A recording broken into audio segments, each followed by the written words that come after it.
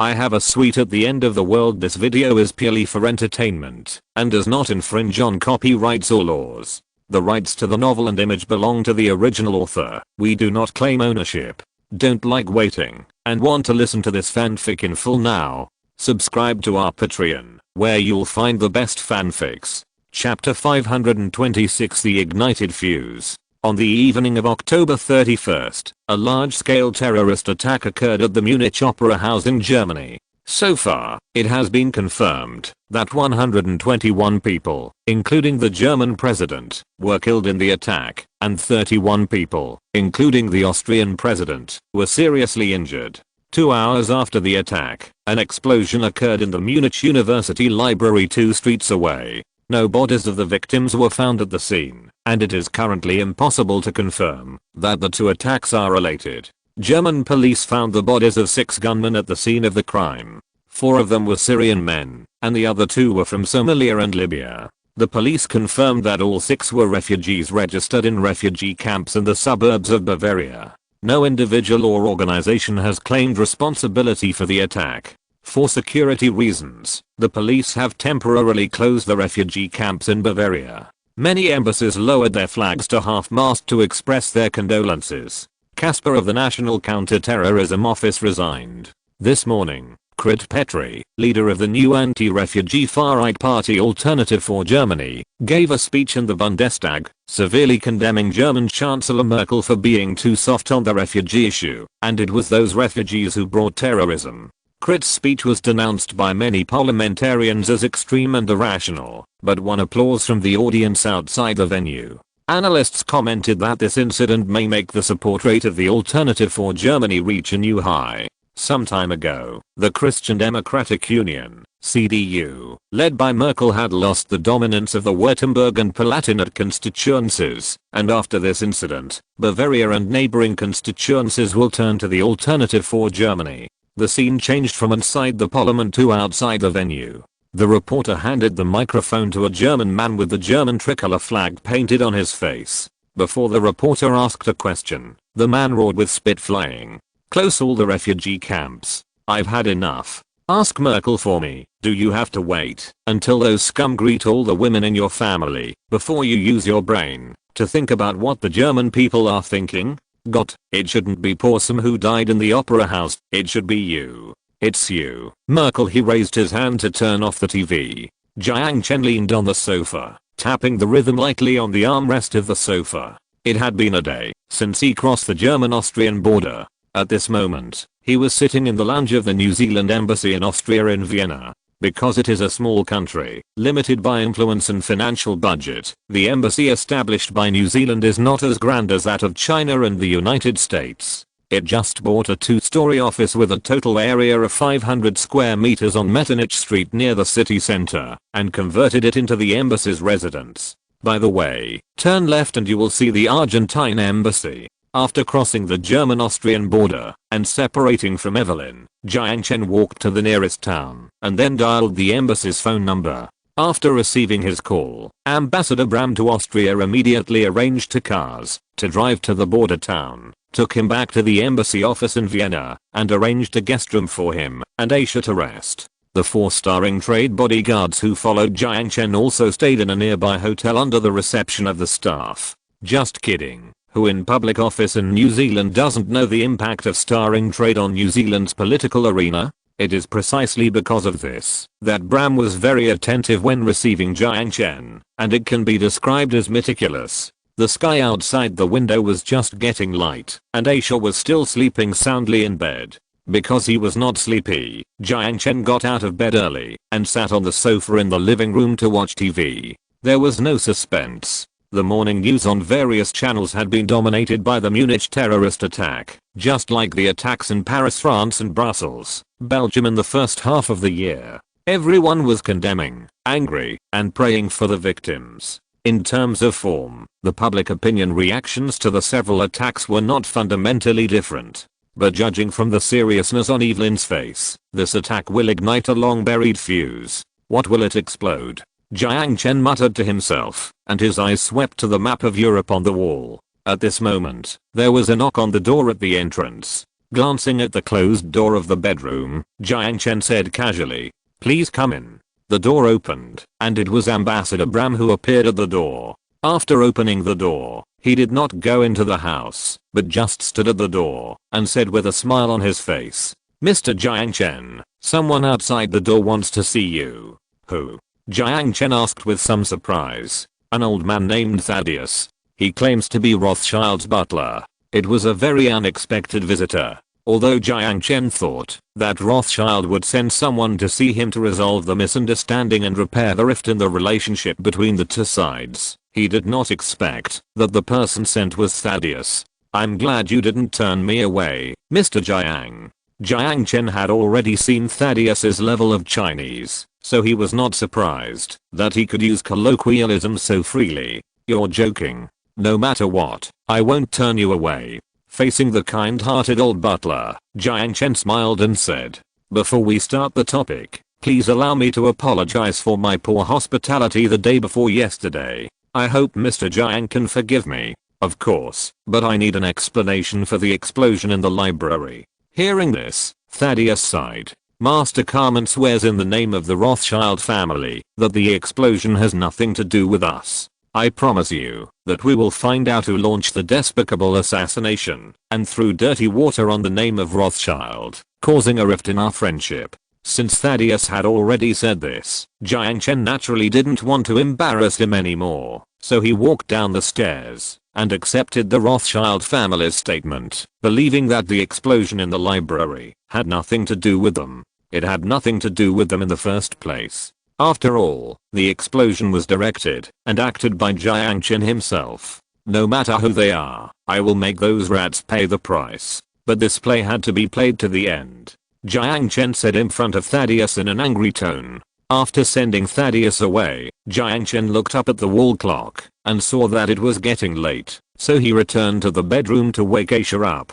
Usually, it was Aisha who woke him up, but because she slept too late yesterday, the situation was reversed. However, when he pushed open the bedroom door, he saw that Aisha had already passed on her clothes and was standing by the window, staring at the street in a trance. Walking to Aisha's side, Jiang Chen hugged the petite body, smiled and whispered in her ear, "What are you looking at? The street feels familiar." "Familiar? Well, maybe it's just an illusion," Aisha whispered as she looked at the bustling Metternich street. Born in the flames of war, she has an extraordinary keen sense of smell for war. But looking at the bustling streets in front of her, she doubted her judgment again and used the word illusion to summarize her intuition. In the afternoon, Bram personally drove Jiang Chen and others to the airport. After waiting in the terminal for 2 hours, everyone boarded the plane safely. The voice of the flight attendant rang in his ears, and Jiang Chen slowly breathed a sigh of relief as he looked at the ground that was gradually moving away. No matter what the Rothschild family was planning, no matter how many people would bleed for it, it had nothing to do with him. But for some reason, he suddenly recalled the conversation between Yakono and him in the forest. "Keep it for yourself." Closing his eyes, Jiang Chen leaned back in his seat. Chapter 527 Power Armor Training. Yesterday, a shooting occurred in a refugee camp in eastern Bavaria. 10 Syrian refugees were killed in the shooting. The attacker threw bombs into the refugee camp. An organization called the German Youth League claimed responsibility for the attack. 3 days had passed since Jiang Chen returned to his villa in New China. He had long been in the habit of watching the news, so he naturally would not miss the follow-up reports on the Munich theater attack. What concerned him was not the refugees' experience, but what the Rothschild family was going to do. Support the right party to come to power. But it would be too much to specially direct a terrorist attack for this. As usual, Aisha brought bread and hot milk to the dining table, walked to the living room with light steps, and gently hugged Jiang Chen from behind the sofa. "Breakfast is ready." "Yeah." Jiang Chen smiled and turned his head to kiss the girl's delicate face. Looking at the blushing cheek, Jiang Chen raised the remote control to turn off the TV, stood up, took her hand, and walked towards the dining room. The trip to Germany came to an end, and there were still many things waiting for him to deal with. After breakfast, Jiang Chen took a speedboat to Crescent Island and found Ivan, who was training new recruits at the shooting range. With the increase in production capacity of the 6th block, the monthly output of mechanical exoskeletons has reached more than 500 pieces, and a steady stream of mechanical exoskeletons has flowed into the present world through Jiang Chen. Now there are more than 1,500 soldiers in the starring trade, and basically everyone can have one. The penetration rate of this equipment is even higher than that of NAC soldiers. Now that the situation in the wasteland has stabilized, the need to expand armaments is no longer as urgent as before, and these equipment are not needed. So Jiang Chen will transfer these equipment to the present world first to protect his industry in the present world. At this moment in the shooting range, soldiers wearing mechanical exoskeletons are holding Ripper rifles and shooting at high speed moving targets. In the training ground on the other side, more than a dozen soldiers are entering the field in groups to train the ability to cooperate with reconnaissance and attack drones to launch street battles. Yo. Seeing Jiang Chen coming, Ivan grinned, leaned his gun against the command table, raised his hand and greeted him. How is the training going? It's perfect. The virtual reality training system is so easy to use. Usually, it takes 3 months to train new recruits, but we can do it in 1 month. Hearing this, Jiang Chen nodded. In order to improve the training efficiency of starring trade, he specially allocated 1% of the computing resources of the civilian-grade quantum computer that provides services for the Phantom helmet to run the virtual reality training system in order to simulate the details of the battlefield as realistically as possible. Don't underestimate this 1% of computing resources. Even if the power consumption of quantum computers is not more than that of traditional supercomputers, the electricity bill for this 1% will cost $500,000 or $600,000 per month. Moreover, the training equipment used by these soldiers is produced in the culture cabin of the 6th block. The culture fluid consumed every day is not a small amount. Due to population restrictions, the new country can only take the route of elite troops. You did a good job. I will implant a new training program in the control terminal of the training device in a while. You arrange 100 trustworthy soldiers to use the new training program for training. The height requirement is over 170 centimeters and the weight is preferably 75 kilograms. Jiang Chen looked at Ivan and said. Ivan stood at attention and saluted. Yes. Aren't you curious about the content of the training? Seeing that Ivan didn't ask anything, Jiang Chen smiled and asked. If the boss thinks I need to know, he will definitely tell me. Ivan touched his forehead and grinned. Orders are everything. As a soldier, it is enough to complete the orders issued by superiors. Ivan has always used this principle to train soldiers, and it is also the principle he has adhered to for decades in the army. Jiang Chen was still very satisfied with Ivan's answer, so he smiled and patted his shoulder. It's not a particularly secret thing. Anyway, you will know it soon. If you are interested, you can also participate in the training program. Power armor. Have you heard of this word? Power armor? Ivan was stunned for a moment, frowned and thought seriously. I seem to have heard of it somewhere. Movies. Jiang Chen reminded. Yes, that thing. It seems to have appeared in Hollywood movies. Could it be? Ivan suddenly had an idea and looked at Jiang Chen. Yes, that training program is about the use of power armor. Do you remember the few seconds of video in the Koro Island shooting incident some time ago? Jiang Chen smiled and nodded. Ivan nodded and looked at Jiang Chen in shock. It can provide live ammunition and nuclear protection for individual soldiers. The right arm can be equipped with a rotary machine gun, anti-vehicle gun or vehicle repair module, and the airborne power armor can be directly airdropped from thousands of meters above the ground. Ivan was about to ask, does the individual armor really have actual combat value? But after listening to Jiang Chen's description, he swallowed the words back. This thing, well, that function, can it really be realized? When Ivan asked this question, he felt his voice tremble. If this power armor can really realize the functions that Jiang Chen said, this new war machine will even change the combat structure of modern warfare. Seeing Ivan's shocked look, Jiang Chen just smiled. What is this? If it is used with an airdrop capsule, it can be thrown directly from the synchronous orbit. Power armor was originally designed for urban environments that have been transformed by nuclear bombs. Needless to say, it has the ability to cross radiation areas, and it can also cross ruins that vehicles cannot pass through. It is not a problem to provide temporary shelter and fire support for light infantry in street fighting. It has entered the final experimental stage, but the training program has been made. When the 100 soldiers are familiar with the operation of the armor through the virtual reality system, the first batch of power armor will be transported to Crescent Island. It should be noted that, although the power armor itself does not need to be kept too secret, its functions and equipment parameters must be strictly confidential. So your mission is very critical, and you must select trustworthy soldiers to participate in the training. Jiang Chen said seriously. Leave it to me. Ivan nodded solemnly and promised. I believe in your ability. Jiang Chen smiled. In addition to power armor, there are also fixed-wing aircraft training programs. This is more troublesome. The Air Force and the Army belong to two completely different systems, and even with the assistance of genetic drugs, fighter jets have very demanding physical fitness requirements for pilots. I have a physical examination list here, and you can arrange people to select pilots according to the physical examination process. If you can't recruit enough from the army, recruit from the citizens of the new country. Not enough. Ivan showed a surprised expression and looked at Jiang Chen in confusion. Do you need a lot of people?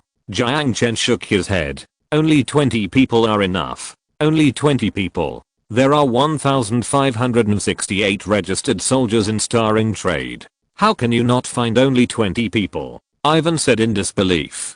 Jiang Chen smiled mysteriously and reached out to pat the old soldier's arm. So, the selection conditions are very harsh. And how harsh they are, you will know when the time comes. Chapter 528 Aurora 20. Brothers, you guys are so awesome. Yesterday, I actually made it to the top 30 of the overall rankings and 4th in the sub-rankings. I was really shocked. It seems that the posture for begging for votes is indeed rolling on the ground. Then I'll roll a few more times. Just kidding. To show my gratitude, there will be another outbreak in 2 days. Please continue to support me. Thank you, Morning Star. Let's see how high we can get on the monthly ticket list this month. Gentlemen, we are about to kill gods and destroy Buddhas.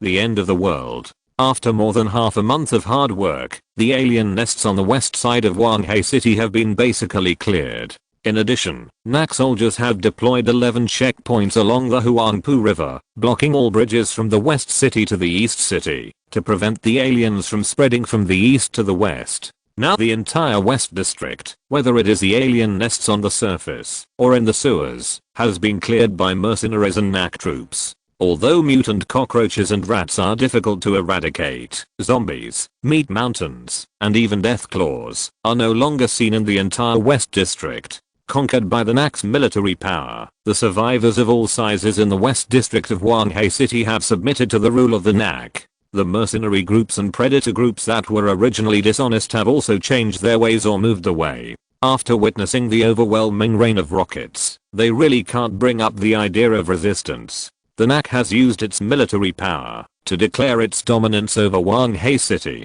Even Liuding Town, which was originally on par with the 6th district, now seems a little inferior when facing the behemoth of the NAC. It is better to say that when they saw the bombardment of the gods raid on the city center, they were completely convinced. They didn't know that the NAC was fighting with the Supreme, but they knew that they had a plan to clear out the alien nests in the city center. So, they mistakenly believed that the tungsten rod bullet was fired by NAC people. In addition to establishing its dominance, NAC also sent engineers wearing nuclear protective clothing to the city center to clean up the radioactive sources accumulated in the city center. The radioactive materials, that are difficult to remove, are collected in lead barrels and thrown into the deep pits in the city center, blasted by tungsten rod bullets, and then filled with lead cement. The lightly irradiated areas are sprayed with radioactive cleaning fluid. It is believed that it will not take long for the gamma value of the entire city center to return to normal levels.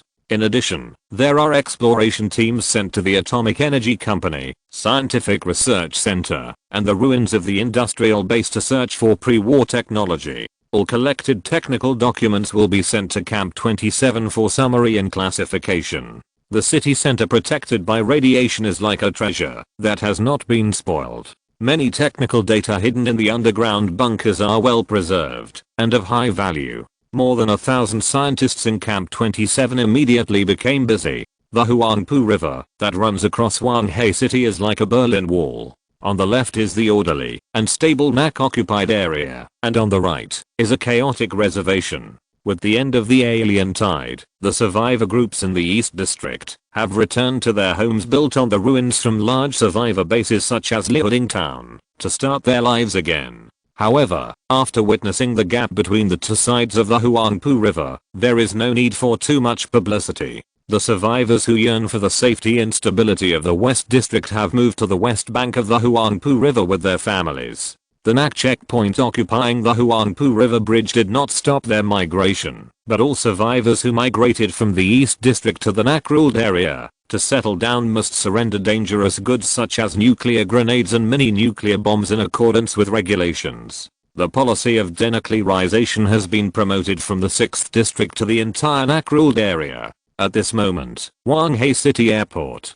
Dozens of engineering vehicles are shuttling and working on the runway of the airport, repairing the shattered runway that was bombed during the war. The repair work was tended by the NAC, and the Metal Shell Chamber of Commerce, the largest builder in the 6th District, was responsible for the construction. The 2nd Corps was responsible for ensuring the safety of the construction site. This pre-war civilian airport has been requisitioned by NAC as a first military airport of NAC, and is under the management of Camp Number 27, which is relatively close. At this moment, a flat shuttle-shaped fighter jet, shaped like a petrel, is quietly lying on the apron of the airport. It is named Aurora 20. At this moment, Jiang Chen is standing in front of the apron, and is led by Fang Weixin to visit this new weapon developed by Shelter Number 27. Aurora 20, a fixed-wing fighter jet, can take off in two modes, vertical takeoff and landing and runway. The belly can carry 2 short-range air-to-air missiles and 4 medium and long-range air-to-air or ground-to-ground missiles. The nose is equipped with a 10mm cannon. According to your requirements, the firepower is absolutely reliable. Fang Weixin patted the nose of the aircraft and grinned at Jiang Chen. Including the Hunting Tiger 2nd and the Yunzi 51. The entire NAC's cutting-edge military products are basically produced by the technical team led by Fang Weixin. Nodding his head approvingly, Jiang Chen looked at this powerful fighter jet. What about stealth and speed? Stealth and speed are the life of a fighter. The thickness of armor is not very meaningful at high altitudes. No matter how advanced a fighter is, it is difficult to withstand the direct attack of 2 missiles. The outer shell of the aircraft is coated with a radar signal attenuation coating, and the display area on most radars is only equivalent to that of a Sparrow. The radar signal detection system at the bottom of the aircraft can reversely track the coordinates of the ground radar base station. As for the speed, the maximum cruising speed can reach 4.5 Mach. Fang Weixin raised a smug smile at the corner of his mouth. Jiang Chen was also very satisfied with this number. The maximum speed of 4.5 Mach has exceeded the record of 3.2 Mach set by the Mi-25 high-altitude and high-speed interceptor in the world, and is close to the speed limit that a fighter can reach in the atmosphere. Of course, in the case of close combat, the maximum speed cannot be used for combat. Otherwise, let alone 4.5 Mach, even if it is 2 Mach, the acceleration of the aircraft turning a corner will make the pilot faint. In addition, according to Fang Weiji's introduction, this Aurora 20 fighter can reach a combat radius of 3,100 kilometers without the support of a refueling aircraft, which has far exceeded the record of 2,177 kilometers set by the US F-22. On the one hand, it is because the new titanium alloy material used in the aircraft makes the aircraft much lighter than the fighter jets of the 21st century, and on the other hand, it is because the engine and synthetic fuel used by the aircraft are better than the level of the 21st century. From the engine to the fire control system, they are all Pax military technology. From the aircraft's landing gear to the air-to-air missiles, they are all manufactured by 3D printing technology. How feasible is industrial production? Jiang Chen asked. 3D printing is expensive and will waste a lot of materials and energy. The cost of producing a fighter by 3D printing is about 3 times more than that of producing a fighter by an industrial production line. Although NAC is rich, if all cutting-edge weapons rely on 3D printing technology, Jiang Chen still feels a little distressed about the money burned. It's difficult. The heat-resistant material of the engine is difficult to achieve with the industrial level of the 6th block. Fang Weixin shook his head. Jiang Chen thought for a moment and said, give the production materials of some parts with simple processes to the military factories in the 6th block, and outsource these parts to them as much as possible. In this way, the cost should be much lower than 3D printing, and the production cycle can be shortened. Do you think it is feasible? Fang Weixin pinched his chin and pondered. Parts with simple processes? Strictly speaking, no part has a simple production process. Jiang Chen shook his head and said with a smile, when I say simple process, I don't mean the difficulty of production according to the production process we know, but the technical feasibility. Don't underestimate the creativity of the wasteland people. As long as we offer a suitable price, and it is technically feasible, they may be able to develop a production process that is more cost-effective than ours. Fang Weixin was obviously not very convinced by Jiang Chen's statement. After all, he came from the shelter and belonged to the elite class before the war. He really didn't believe that those survivors who were dressed like beggars were capable of solving the production problem of fighter parts. But due to the gap in status, he did not show his disdain for the wasteland survivors. Seeing Fang Weixin didn't say anything, Jiang Chen probably guessed what he was thinking.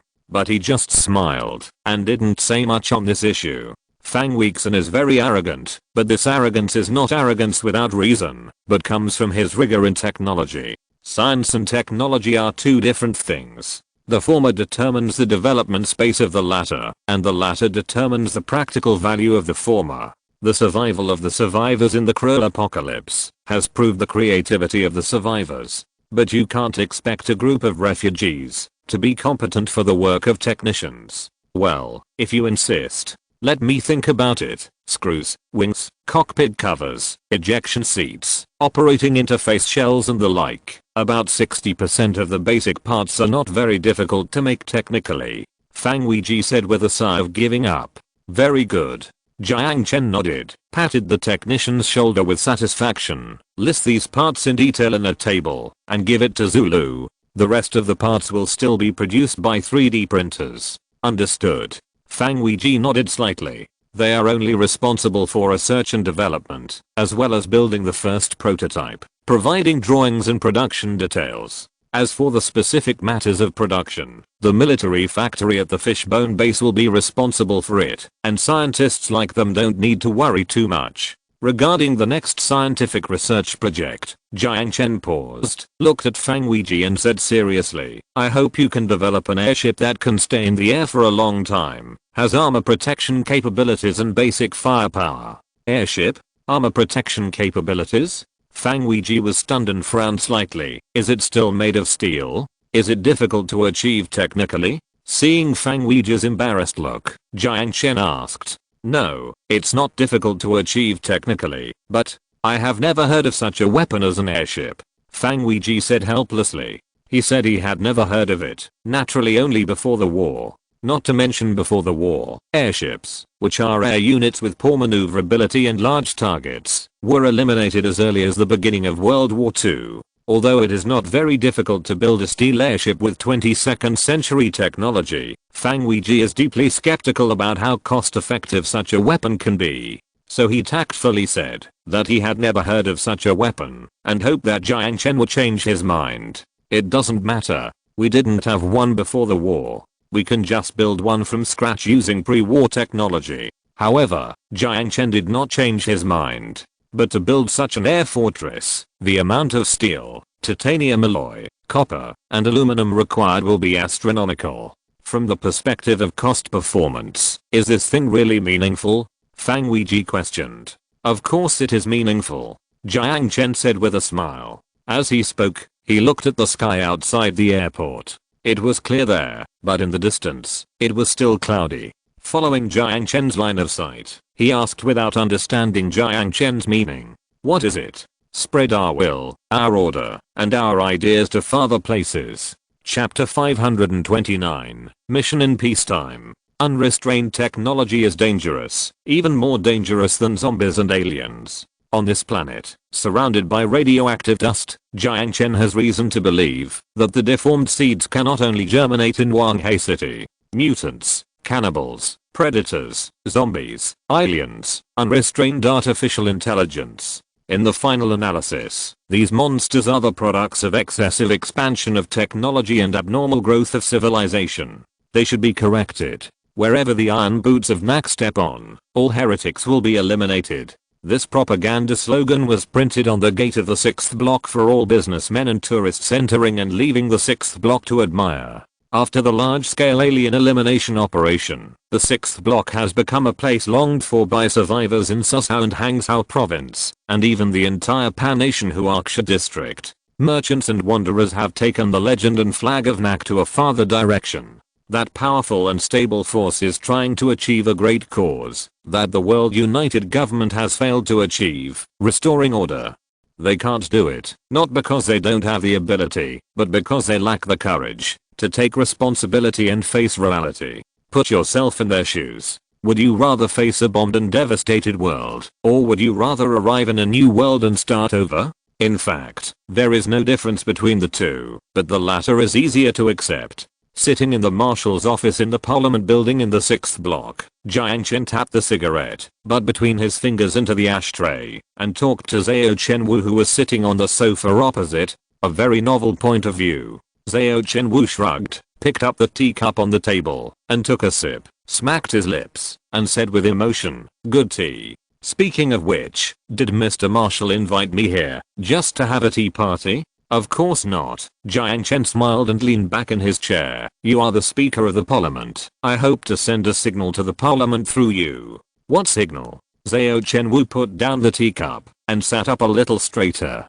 "The situation in Huanghai City has stabilized. NAC will not consider sending troops to other countries in the future. Now is a good time for the development of the 6th district. In other words, the military orders from NAC will decrease." Zhao Chenwu's reaction to Jiang Chen's words was not very enthusiastic. After all, he has completely withdrawn from the arms business and sold the loss-making military factory to NAC half a year ago. "Of course, but that's not what I want to say." Jiang Chen paused. "I hope you can use the influence you have established when doing business outside the NAC-ruled area to collect pre-war technical documents, scientific research equipment, and high-precision instruments scattered outside Huanghai City. We will offer a reasonable purchase price for what you recover. For most of the small and medium-sized survivor organizations in the wasteland, those technologies and equipment are worthless. After all, even if a village with only a few dozen people got the design drawings of the electromagnetic gun, it would be difficult for them to build an electromagnetic gun without 3D printing equipment or production tools. Many ignorant survivors even mixed those precious documents with discarded books and used them as fuel for the winter. Sensors and graphene circuit boards were removed from the quantum computer and used in the self-controlled Sentry machine gun. Jiang Chen needed these businessmen, who had footprints all over the wasteland, to collect these treasures mixed with garbage. It is better for businessmen to do these things. After all, their strength will not arouse the vigilance of the local survivor groups, and it is much easier to communicate with the locals than NAC soldiers with rifles. No problem, I will inform my colleagues, and pay more attention to this aspect when doing business in other places. Only notify the members of the parliament. There are many chambers of commerce in the 6th district that do business outside the province, such as the caravans from Hangzhou. Zhao Chenwu asked. "No need to notify them. The Hangzhou caravan is an outsider. As for those small chambers of commerce, they are too numerous to control and are likely to act as troublemakers." Jiang Chen shook his head. "This task is very important. NAC needs these technologies to rebuild this ruin, so I'll leave it to you." "Thank you for your trust. I will definitely fulfill the mission." Zhao Chenwu nodded slightly, then raised his head and asked with a smile, "Then what specific technologies are they? In other words, what technologies are NAC willing to offer a high price for?" Profits are the focus of businessmen's attention. How many credit points NAC is willing to pay for this determines the enthusiasm of these businessmen for technology recycling. Jiang Chen naturally knew this. More advanced 3D printing equipment or technical literature, civilian or experimental quantum computers, all equipment and papers on aerospace technology. These technologies are our focus of recycling at this stage. As for other technologies, we will also pay you reasonable remuneration, based on their practical value. Jiang Chen smiled. Zhao Chenwu nodded. I understand. Is that all? One more thing. I heard that your Zhao group imported a batch of production drones from Wu City, right? Jiang Chen asked. Yes, nothing escapes your eyes with the worker ant drone. Zhao Chenwu teased. Any questions? Is that thing useful? Jiang Chen asked. Very useful. It can be used to harvest crops, collect resin, and even replace workers to do simple assembly line work. In short, it is a very interesting gadget. Zhao Chenwu said. As the per capita income of the 6th block increases, except for slaves and refugees who are willing to engage in farming and planting industries, most survivors would rather pick up garbage than do these low-income farm work. In order to solve the labor problem of the farm, Zhao Chenwu simply ordered a batch of worker ant drones from Wu City to replace manual labor in production. Can you provide us with a few samples? Of course, we will pay. Jiang Chen said. No problem. That thing doesn't cost much, I can give you a few. Zhao Chenwu said generously. If you successfully analyze their technology, remember to sell us some. Thank you very much. Jiang Chen smiled. Speaking of which, how strong are the survivors in Wu City? Strength? How should I put it? The survivor groups along the Yangtze River in the south are mostly farmers, and the same is true for Wu City. Located in the middle and lower reaches of the Yangtze River plain, the survivor groups are distributed around the fertile soil in the suburbs. Perhaps they have inherited some pre-war production technology, and overall their mechanical manufacturing capabilities are pretty good. Similar to Wanhei City 2 years ago, the local survivors are also harassed by mutants and predator settlements, so the population density has always been low. The economy mainly relies on the export of agricultural products such as shell grains, camu resin, and mutant fruits, and occasionally they sell their handmade robots and drones to passing merchants. Do you have any questions? Zhao Chenwu asked. Nothing, just asking casually. By the way, I'll give you another task. Jiang Chen smiled. Oh. Zhao Chenwu looked at Jiang Chen. When you are doing business, remember to pay more attention to the intelligence of the local survivors. For example, population, economic conditions, military strength, and settlement distribution. Didn't you say that NAC has no plans for military operations recently? Zhao Chenwu asked. It is not necessary to collect intelligence only when there is a military operation. Jiang Chen crossed his fingers and placed them on his knees, smiling. In peacetime, we can first study where to fight. Chapter 530 Optical Invisibility. There are many tasks in peacetime. Not only do we have to study where to attack, but we also have to study how to build the conquered territory. The Eden project has been carried out to 50%. Although the soil transformation plan has been stalled due to the heavy snow, the construction of the main project is still in full swing. Linling seems to have completely forgotten her sorrow and has devoted herself to the ongoing Eden project. Sun Jiao has recently become addicted to online games. Although it is a pity that she can only play single-player games alone, her sister Sun Jiao usually accompanies her to play. Even Han Junhua, who is free, is occasionally pulled into the game by her in the name of testing software. Not only is she satisfied with the magical god level continent, she has also tried the shooting games that have just been developed for trial play. Yao continues to improve her computer knowledge. In the confrontation with the Supreme, she deeply realized her shortcomings in the field of information technology. Although Jiang Chen felt that it was a bit nitpicking to insist on competing with artificial intelligence in the field of information technology, he really couldn't say anything to discourage the little girl's enthusiasm when he saw Yao's serious look of wanting to help. If you have time, Yao, please help me study artificial intelligence, the intermediate kind. Jiang Chen said. Intermediate artificial intelligence? Yao tilted her head and asked with her index finger on her lower lip, but aren't they the enemy of Big Brother? Hearing this, Jiang Chen smiled and rubbed her head.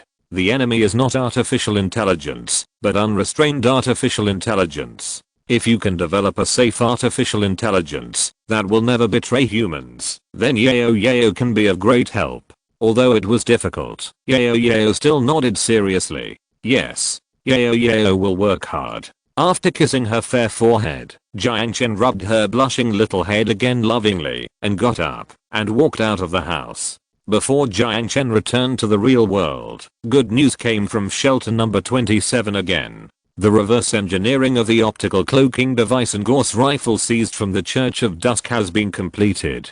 20 carbon nano armors equipped with optical cloaking modules were sent to the Fishbone base.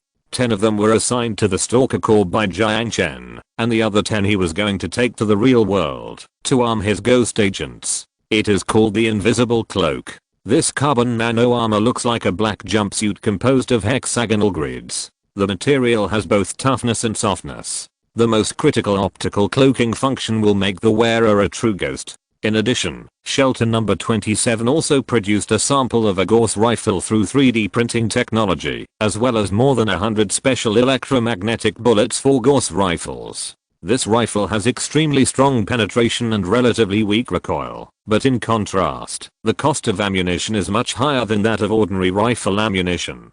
The technical difficulty of the Gauss rifle lies in the material of the electromagnetic rail and the high energy capacitor. By absorbing this technology from the fragments of Gauss rifles used by the Church of Dusk, the Arms Research Institute of Shelter number 27 has the ability to independently design similar electromagnetic weapons. For example, Gauss sniper rifles, etc. After returning to the present world, Jiang Chen found Aisha in the kitchen of the villa and handed her this set of carbon nano armor that fits her body shape. Looking at the black one-piece combat suit in her hand, Aisha weighed the light texture and a confused expression appeared on her face. This, black, can it really be invisible? Not only that, it's also bulletproof.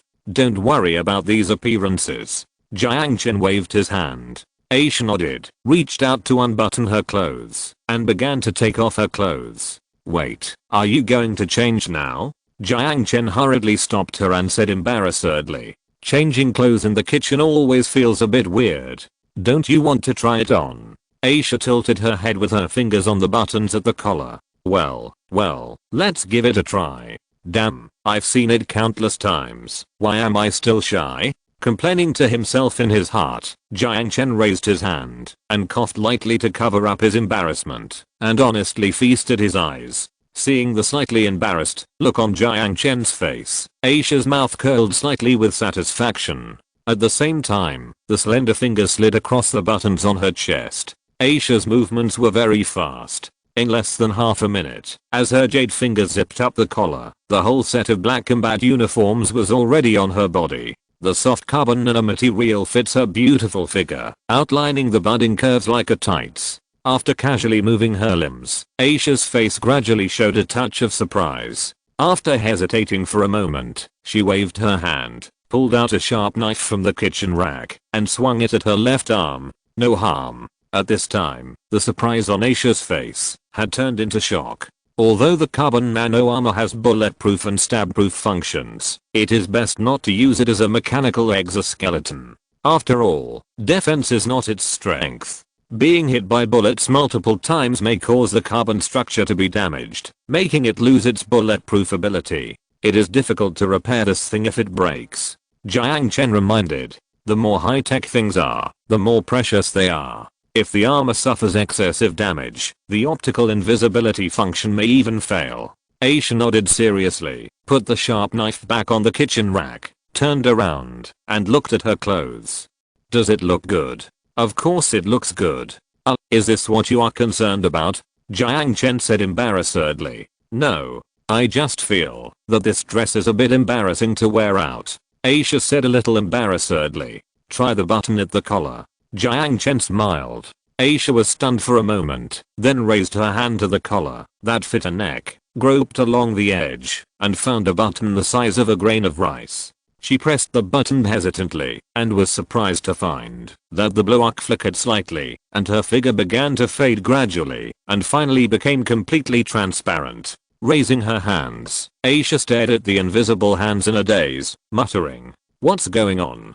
Jiang Chen looked at Aisha, who disappeared out of thin air with satisfaction, and nodded in satisfaction. Well, not bad. This is also the first time I have seen the effect of optical invisibility. Now it seems that this thing is indeed worthy of its name. The battery panel slot is on the left arm. You should be able to feel a button-sized protrusion. When the optical invisibility is activated, the heat source information will also be blocked. But you need to be careful when using it. The impact of being hit by a bullet may cause the optical invisibility to fail temporarily. Although it is an invisible cloak, it is not completely invisible. When Aisha waves her arms or moves her body significantly, subtle transparent traces will appear at the contour of her body. However, when she is stationary or walking slowly, the naked eye cannot observe any clues.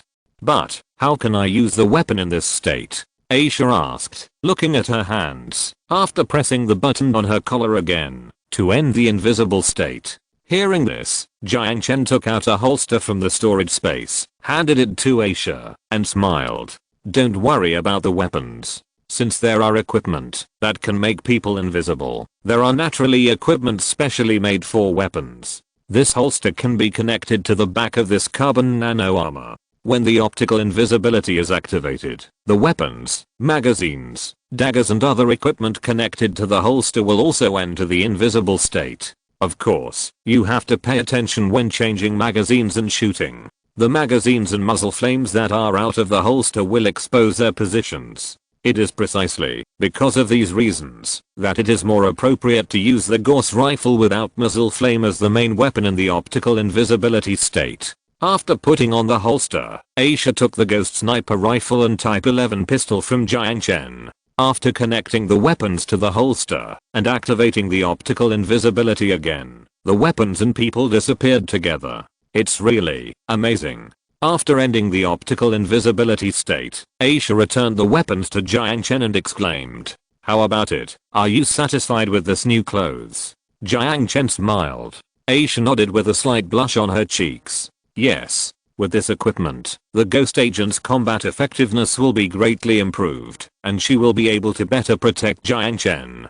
Chapter 531 Bullet Time. Jiang Chen also handed over the other 9 invisible cloaks to Aisha, who assigned them to the 9 most reliable ghost agents who were performing field missions. It is believed that with these equipment, the combat effectiveness and survivability of these agents will be taken to the next level. After having lunch with Aisha, Jiang Chen went to Crescent Island again, and placed the newly built 6 Phantom helmet production lines in the factory on the offshore platform. After nearly 3 months of production work, these workers have become skilled workers. Not only has the product qualification rate increased by 50%, but the production speed has also increased by more than twice. Jiang Chen offered them a basic monthly salary of $5,000 in groups after completing the production task of the day. For every additional helmet produced, the workers on a production line will receive a certain commission. Under the stimulation of money, all workers have worked hard to produce.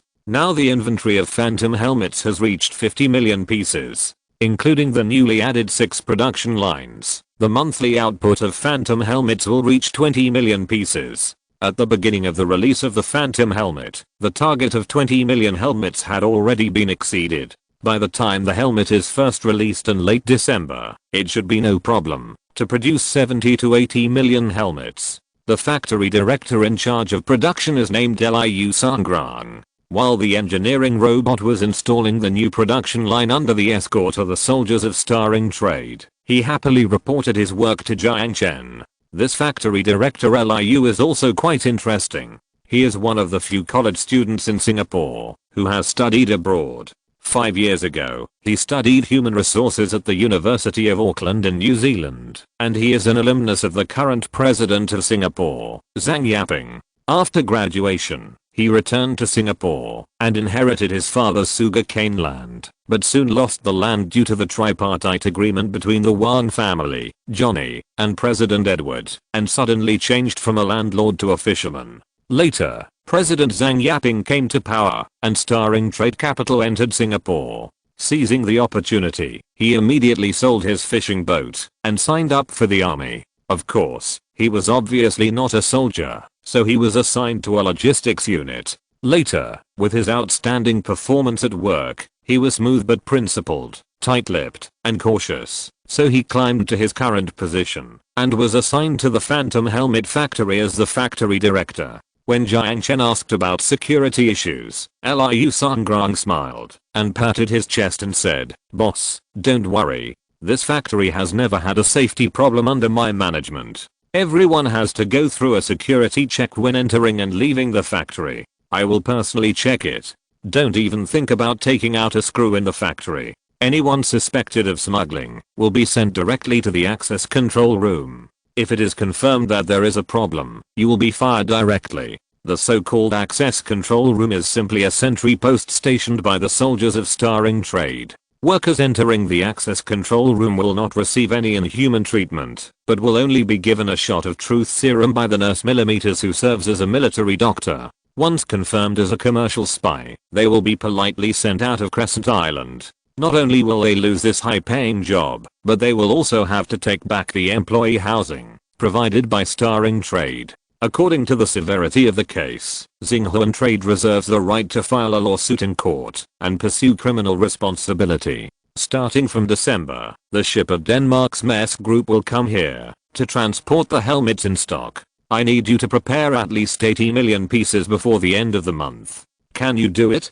Guarantee to complete the task. Liu Songrong said with a red neck and chest raised. Seeing Director Liu's energetic look, Jiang Chen patted his shoulder encouragingly. Work hard, and you will get bonuses for the extra helmets produced. Hearing this, Liu Songrong was overjoyed and immediately thanked him. Thank you, boss. Jiang Chen just smiled at Director Liu's earnest thanks and asked him to return to his work position to supervise production. Then he took a car along the dam back to Crescent Island and found Ivan to ask about the training. 100 soldiers operating power armor and 20 pilots have been selected. Ivan thought it would be easy to select them, but he didn't expect it to take a week to toss them. In the end, at least 4,000 people were examined at the new country's recruitment point and cooperative hospitals to gather these 20 pilots. Vision, height, weight, reaction, perception, medical history, and physical coordination are all easy to understand, but the last item is more confusing. Those who pass the other items will have their blood drawn, and then a thing called DNA screening indicator will be dripped into the blood sample. Only when the indicator turns blue can it be considered to have passed the last physical examination item. And it was this last physical examination item that made people confused, that eliminated 95% of the qualified people. So much so that Ivan initially thought that Jiang Chen had made a mistake, until later he found out that it was not the case, and some people's blood would still react to the indicator. Under Ivan's leadership, Jiang Chen met the 20 lucky people who were selected on the training ground. Among them, 10 people were obviously soldiers of Starring Trade, and their military temperament from the inside out could be seen from their standing posture. As for the other 10 people, although they were also very burly, looking at their poor standing posture, it can be seen that they were all new recruits who had only been in the army for a few days. Glancing at the 20 pilots in front of him, Jiang Chen saw excitement and surprise in these 20 pairs of eyes. They obviously did not expect that Jiang Chen, the big boss of Starring Trading, would personally inspect them. Clearing his throat, Jiang Chen spoke. First of all, I would like to congratulate you on passing the pilot selection test. You will receive 3 months of training and then be assigned to the Starring Trade Air Force. You already have a salary and work benefits that everyone envies, and I hope that in your future service career, you will repay the company's generosity to you with loyalty and courage. I believe you have a lot of doubts in your hearts, such as there is only a runway on Crescent Island, and no planes can be seen at all, and the inexplicable physical examination. Why did the final blood draw eliminate more than 1,000 qualified candidates? The first question is easy to answer. The plane is on another island. After you complete the driving training and the virtual reality incubator, you will be the one to drive the plane back. As for the latter question, it's not easy to explain. Simply put, after injecting the E-level gene potion provided by Starring Trade, you will have the opportunity to gain the ability of sensory acceleration. Looking at those pairs of confused eyes, Jiang Chen paused, smiled, and continued. In short, it's bullet time. Hearing what Jiang Chen said, everyone, including Ivan behind Jiang Chen, showed surprised expressions. Although the 10 veterans were surprised, they reacted calmly, while the 10 new recruits looked at each other. Jiang Chen was not surprised at their reactions. The more than 1,000 soldiers enrolled in Xinghuan trade have basically been injected with genetic drugs, but no one has unlocked the hidden genetic code. On the one hand, this is because the new country has basically no foreign military operations, and on the other hand, it is because the weapons of the soldiers are very advanced. Under the protection of mechanical exoskeletons and carbon nano bulletproof vests, these soldiers will basically not fall into danger. The main condition for unlocking the genetic code is to linger on the edge of life and death, and stimulate the potential of the human body. Genetic drugs are just a key to unlock the lock, but it still requires personal effort to twist this key. By the way, it is useless to simulate this process through virtual reality. Otherwise, Aisha would have unlocked the skill of cold-blooded long ago, and Jiang Chen would have unlocked the third hidden genetic code after unparalleled. It is said that the third level is the last level, but for him who has become a leader, there is no chance to charge into battle, and it is difficult to see what the genetic code of the third level is. Of course, there are still ways to take shortcuts. It is also interesting to say that all the equipment in the amusement park can do it. The high-speed rotating Ferris wheel and the rapidly falling bungee jumping machine can simulate the feeling of wandering on the edge of life and death with a little modification. For example, a high-speed rotating seat with an acceleration exceeding 10 g can be created to train the pilot's ability to withstand pressure, while also giving these trainees the illusion of dying. Thinking of this, looking at those confused pilots, Jiang Chen's mouth curled up with a malicious smile. I'm afraid they will suffer in the next 3 months of training. Chapter 532 Tourism Project completed. After reviewing the pilots, Jiang Chen then walked around the military camp on Crescent Island for a few more laps, and accompanied by Ivan, he greeted all the middle and lower level officers. Jiang Chen returned to Koro Island because the representative of the Dutch BMA construction company in Singapore suddenly called him. The project with a total value of tens of billions of dollars has been basically completed. As long as the messy scaffolding is removed and the anchored engineering ships are withdrawn, this picturesque island will show the world its perfect combination of high technology and nature as depicted in the concept map. Just like last time, BMA Construction Company showed the highest degree of courtesy to Jiang Chen and sent Hannah Cavill, the manager of the European headquarters, to finish the project. After the payment of the construction funds for the last 2 phases of the project, the next step is the tailoring activities, and then just wait for Zhang Yaping to sign a few policy documents to promote the development of tourism, and a steady stream of tourists will come from all directions waving banknotes. As early as half a year ago, Futureman Technology had already used all its channels to promote tourism in the Panu Islands. Titles such as Maldives and the Pacific and Hawaii with South Asian style have already praised this archipelago to the sky. I believe that, as long as it is not too bad, Jiang Chen can make a lot of money from this tourism industry with his eyes closed. Back at the villa, Jiang Chen found Hannah waiting at the door. But to his surprise, Natasha was also standing at the door, chatting and laughing with her at the moment. Seeing Jiang Chen, Hannah ended her chat with Natasha, walked up to him, and shook hands with a smile. Hello, Mr. Jiang Chen. It's nice to see you again. Me too, Ms. Cavill. Please come in. Jiang Chen made a gesture of invitation and opened the door with the electronic key. Hannah smiled and nodded and walked into the yard. Jiang Chen stood at the door of the yard and looked at Natasha. The tall girl reached out and lifted the golden hair by her ear and looked at him with a smile. You won't invite me in? Jiang Chen didn't know what she was up to. He sighed and gestured to the courtyard. Please.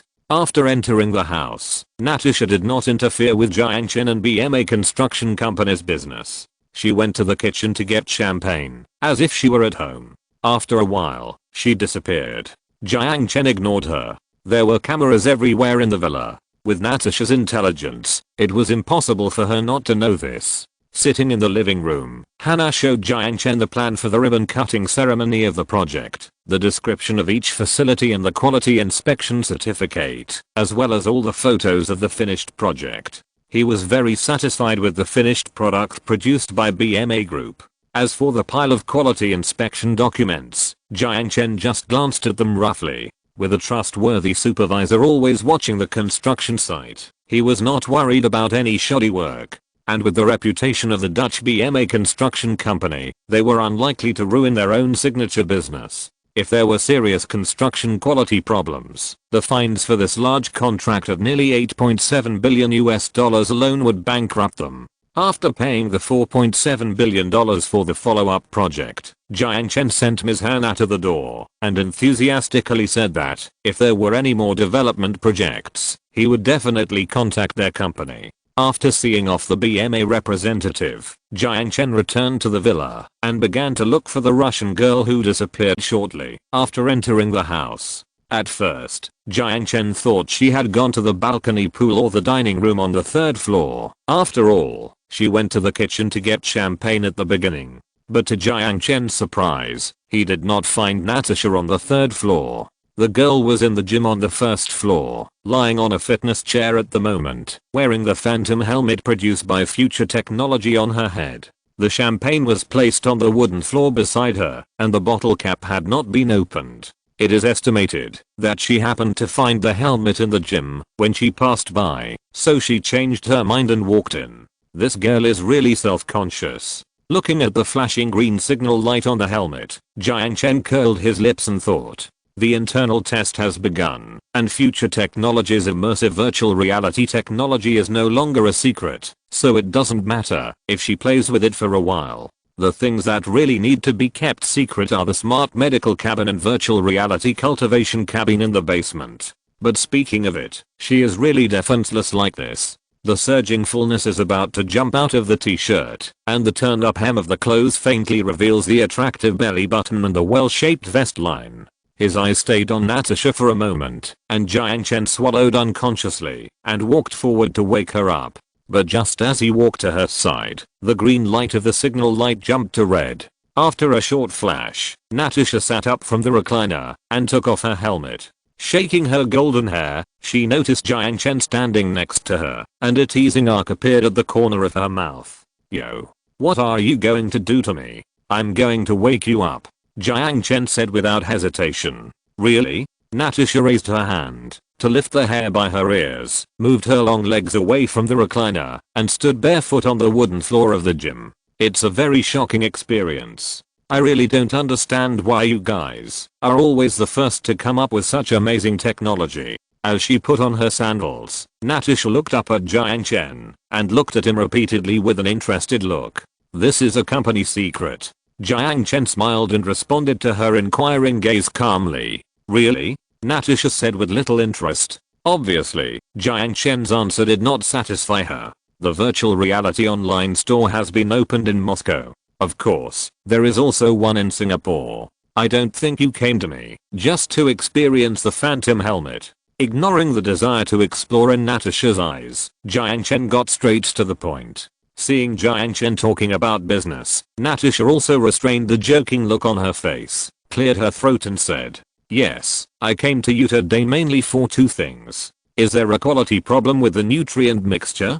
Jiang Chen teased. No, the effect of the nutrient mixture is amazing, both in terms of storage shelf life and satiety effect. The Ministry of National Defense hopes to add purchase orders. Of course, I'm not going to talk to you about this issue today. Do you still remember the Willy Society? Of course I remember, Jiang Chen said. At the front line in Donetsk, Ukraine, Aisha shot one of their snipers. This was his first contact with the Willy Society. Later, a spy from the Willy Society also sneaked into Starring Trade and successfully escaped. Later, Jiang Chen provided the spy's personal information and the intelligence files deciphered by Zilei to the KGB through Natasha. I don't know if they have caught the person now. The Willy Society is related to the Nazis and the Golden Apple. Because of geopolitical factors, it has been tacitly approved, or even supported by NATO. This is all the information Jiang Chen knows about them. Then do you remember the information about the Willy Society spy you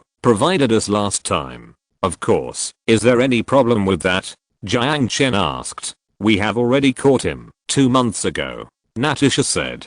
So? Jiang Chen said. Natasha took a deep breath, leaned closer, and whispered in Jiang Chen's ear. Half a month ago, the terrorist attack in Munich, Germany, was behind them. Hearing Natasha's words, Jiang Chen's expression was not surprised at all. He had already learned this information from German Vice Chancellor Evelyn. Natasha's words only confirmed the credibility of this information.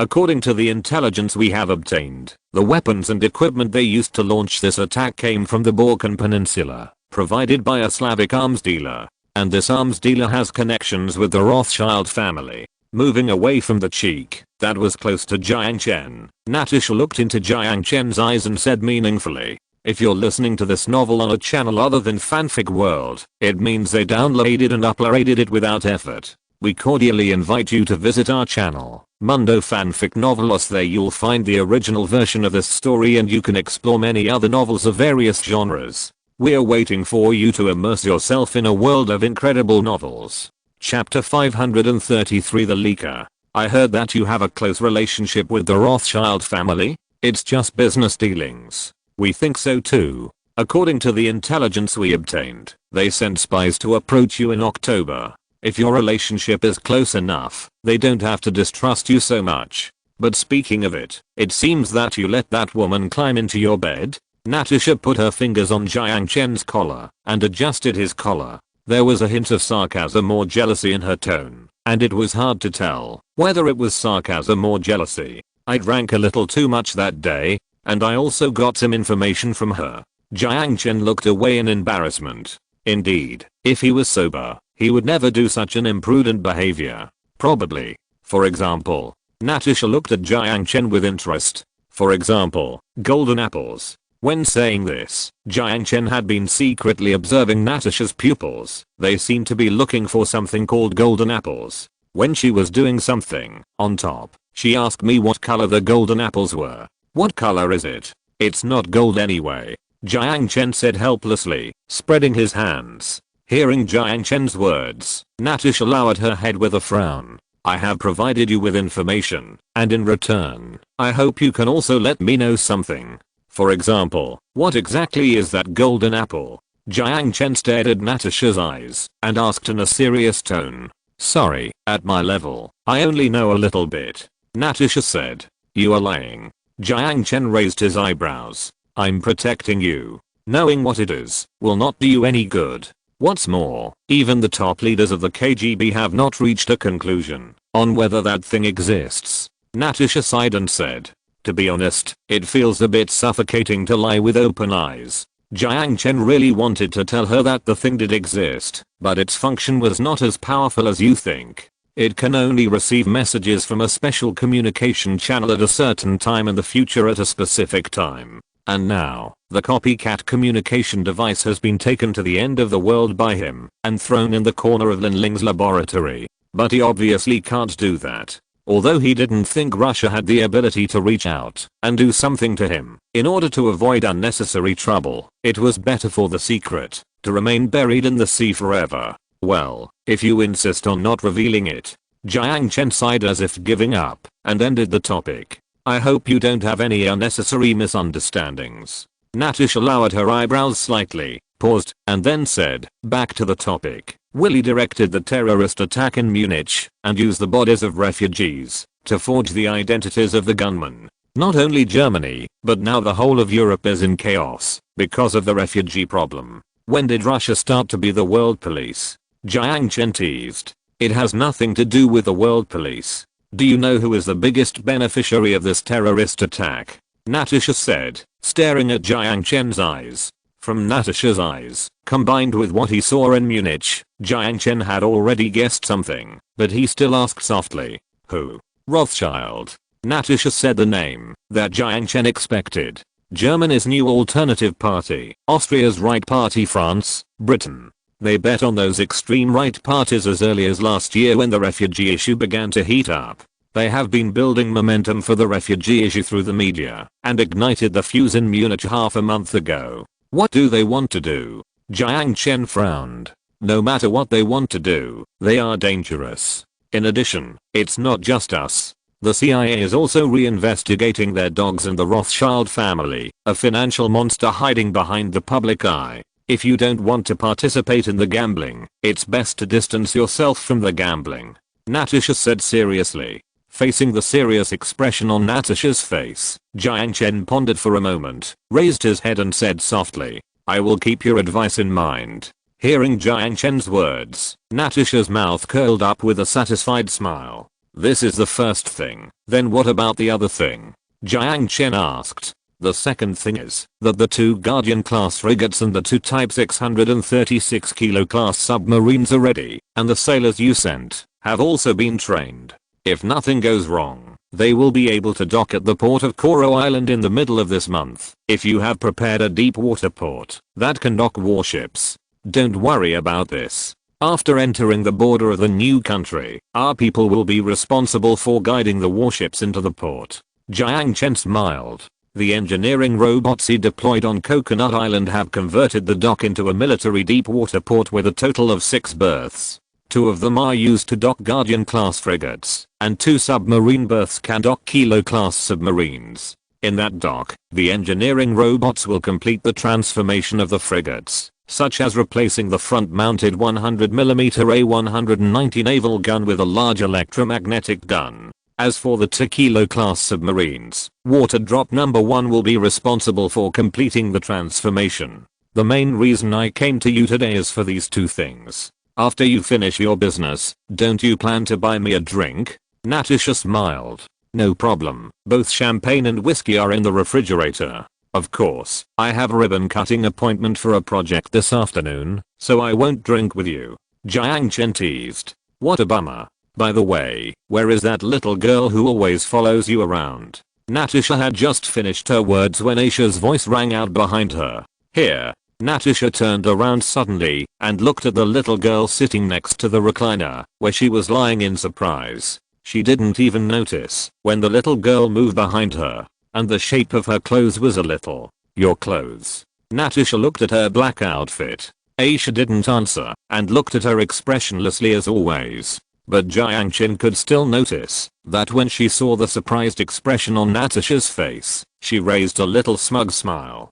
Don't worry, it's just a tights with a special shape, Jiang Chen said with a smile. It seems that even the KGB agents can't detect the ghost agent who activated the optical invisibility. He was very satisfied with the actual combat capability of this invisible cloak. Of course, this must also be due to Aisha's superb stealth ability. Optical invisibility only eliminates the body shape, and the footsteps, breathing, and airflow generated by movement cannot be eliminated. Because of Aisha's sudden appearance, Natasha no longer had the intention of teasing Jiang Chen. She took 2 bottles of whiskey from the refrigerator in the kitchen and left. Until the end, she still didn't understand how Aisha did it. After seeing Natasha off, Aisha took off her carbon nano armor, changed into casual clothes, and walked to Jiang Chen's side. Have the invisible cloaks been distributed? Yes, they are all reliable people. Aisha nodded and said, I believe in your judgment. Standing at the window and looking at the car gradually going away outside the yard, Jiang Chen smiled and said. Aisha's mouth curled up slightly with a smile. For her, there is nothing happier than getting Jiang Chen's recognition. Suddenly, as if she thought of something, she pulled Jiang Chen's sleeves. What's the matter? Jiang Chen turned around and looked at Aisha and asked. The ghost agent investigated and found a traitor. Who? Jiang Chen's pupils shrank slightly and squinted his eyes. She is not a regular employee. Aisha hesitated for a moment, but still spoke. She is the spouse of the manager of Future Mining. After investigation, it was found that she provided intelligence about Future Mining to foreign personnel.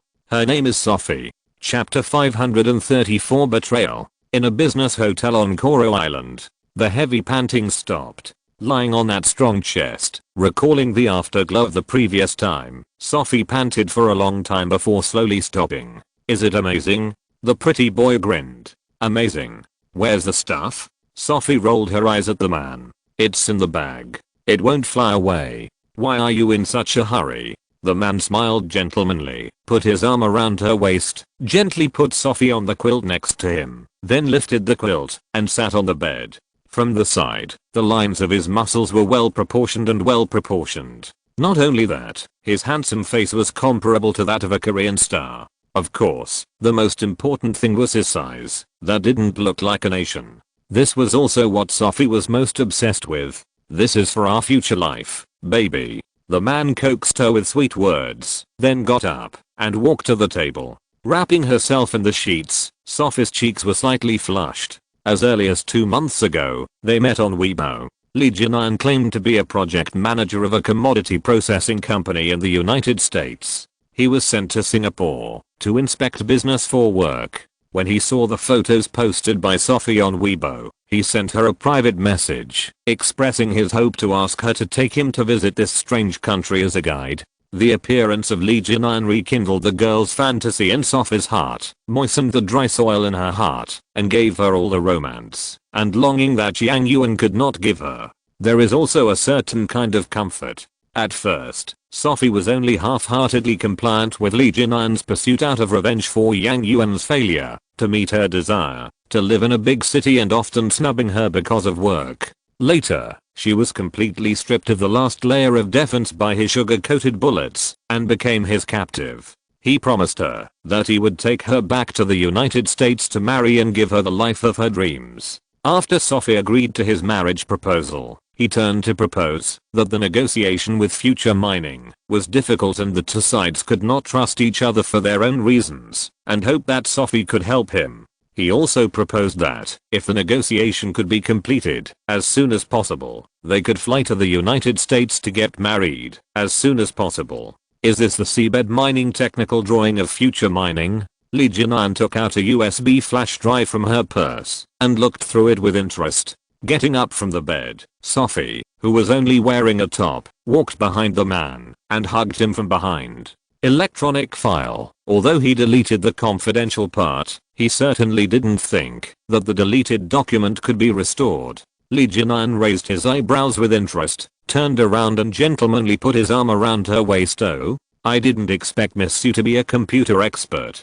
Don't be so surprised, at least I learned something in college. Sophie pursed her red lips slightly, enjoying the warmth in the arms. She studied computer science at Wanhei University. Although she was not a computer expert, she could still do simple data repair. But even she herself did not expect that this skill would come in handy in this way. Really? Please forgive me for underestimating you. After all, a woman who is too beautiful will cover up her talent. Li Jian put the USB drive next to his mobile phone and said emotionally in her ear. In fact, Sophie's appearance can only be regarded as above average, which is also very clear to Sophie herself. But which woman would really hate being praised for her beauty? Not to mention being praised by such a handsome guy. Hate it. Do you still want it? Well, half-heartedly fell on the bed. However, no one in the room noticed that the USB drive had been secretly replaced. Li Jian left the business hotel first. Before leaving, he left a stack of greening flower bills on the table, saying that she should buy a few more clothes for him, and then went downstairs to check out. Although Sophie was not with him for his money, a woman would never hate a man being generous to her, as long as the method is right. She did not rush to leave. She lay on the bed and savored the aftertaste for a while before she got up with the soft bed. According to his suggestion, it would be better for the two of them to go out at a different time. She walked to the bathroom and took a shower as if nothing had happened. She took out a makeup mirror, touched up her face, and sprayed perfume. After confirming that there were no flaws, she picked up her bag and walked out of the room cautiously. Before going home, she had to go to a nearby ATM. When the door closed, a ripple spread on the chair opposite the double bed and gradually revealed the figure of a black-haired girl. Zhuu, a Chinese American from Michigan. Because of her quiet temperament, keen insight and excellent training results, she was highly regarded by Instructor Asia and was appointed as the executor of the Ghost Agent. She is currently engaged in domestic counter-espionage investigation in the new country. Some time ago, Future Mining was suspected of leaking secrets, and the Ghost Agent began to intervene in the investigation. It only took them 3 days to list the suspects and finally lock the identity of the leaker. Optical invisibility consumes a lot of energy when moving, but if it remains stationary, optical invisibility can be maintained for a long time. Zhuu raised her hand and clicked on the holographic screen on her left arm and breathed a sigh of relief when she saw the 10% battery tank. I just watched more than 2 hours of Live Spring Palace. To be honest, it was a bit too exciting for the asterisk girl. The main means for the ghost agents to perform their missions was high technology, not beauty, so they did not receive any training. After taking the USB drive off the tactical vest, ZHUU took out the staffroom card and inserted it into the card slot, then walked straight to the computer of the business hotel, turned on the computer and read the USB drive that she had swapped.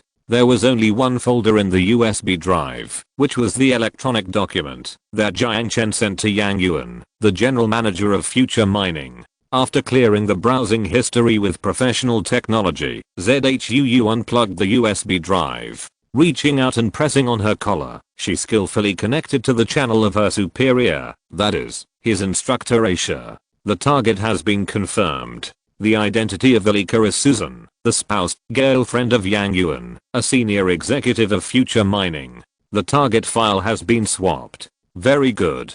Keep monitoring and don't alert the enemy for the time being. It should be just a little mouse that has surfaced. I want to know who is the mastermind behind it. What surprised ZHUU slightly was that it was not Aisha, but Jiang Chen who connected the channel. But it didn't make any difference. The ghost agents were originally a special force that directly served Jiang Chen, and the Captain Aisha's position was at the same level as the director of the new country security bureau. Yes. ZHUU nodded slightly and reported. After ending the communication, she opened the battery slot on her left arm and replaced the new battery. Then she opened the holographic screen on her left arm, and the screen showed the map of new country. The two red dots on the map that parted ways were Sophie, who had left earlier, and Li Jinan, who was identified as a spy. Li Jinan would never guess that the USB flash drive that was replaced contained a microlocator, which was continuously sending his coordinates at a frequency of 5 times per second. When she reached the door of the room, ZHUU took off the staffroom card and walked out directly. Chapter 535, Heart of the Ocean. After the call ended, Jiang Chen had a complicated expression on his face. Just now, the ghost agent who stayed in the hotel transmitted the images in the hotel through the tactical recorder on his equipment. Watching the live broadcast of his friend's girlfriend and a strange man making love, he felt something indescribable in his heart. Self-blame? It's hard to say. After all, he only recently found out about Sophie's cheating. When the two of them got together, the intelligence department of the new country had not yet been established. Angry? That's a little bit. Aisha gently squeezed Jiang Chen's hand, as if she had guessed what he was thinking, and looked at his profile with an inquiring look. Aisha, do you think it's better for me to tell Yang Yuan, or to deal with this matter without him knowing it? Jiang Chen asked softly, reaching out to turn off the camera on the tablet. It is still easy to deal with this matter without him knowing it, such as creating a traffic accident to deal with Sophie after dealing with the spy. Aisha gently squeezed Jiang Chen's hand and responded to his question with a gentle and firm look. I don't know, but if you decide to deal with her, I will do it for you. Looking back at Aisha's bright eyes, Jiang Chen smiled and rubbed her little head. Well, I know. If you ask Aisha, there should always be only one answer. Even if what he did was not necessarily right, it was always right in her heart. After lunch, Jiang Chen took a car to the ribbon cutting location for the project agreed with the Dutch BMA construction company. The manager of Future Group who was responsible for contacting BMA for engineering business was named Wei Yun. He used to be a professional manager, but was later poached by Jiang Chen. He had relevant experience in tourism business management and was considered a good talent. When Jiang Chen arrived at the destination, he had been waiting at the door for a long time. After seeing Jiang Chen, he immediately came forward with a smile in a neat suit and welcomed the boss to the ribbon-cutting location.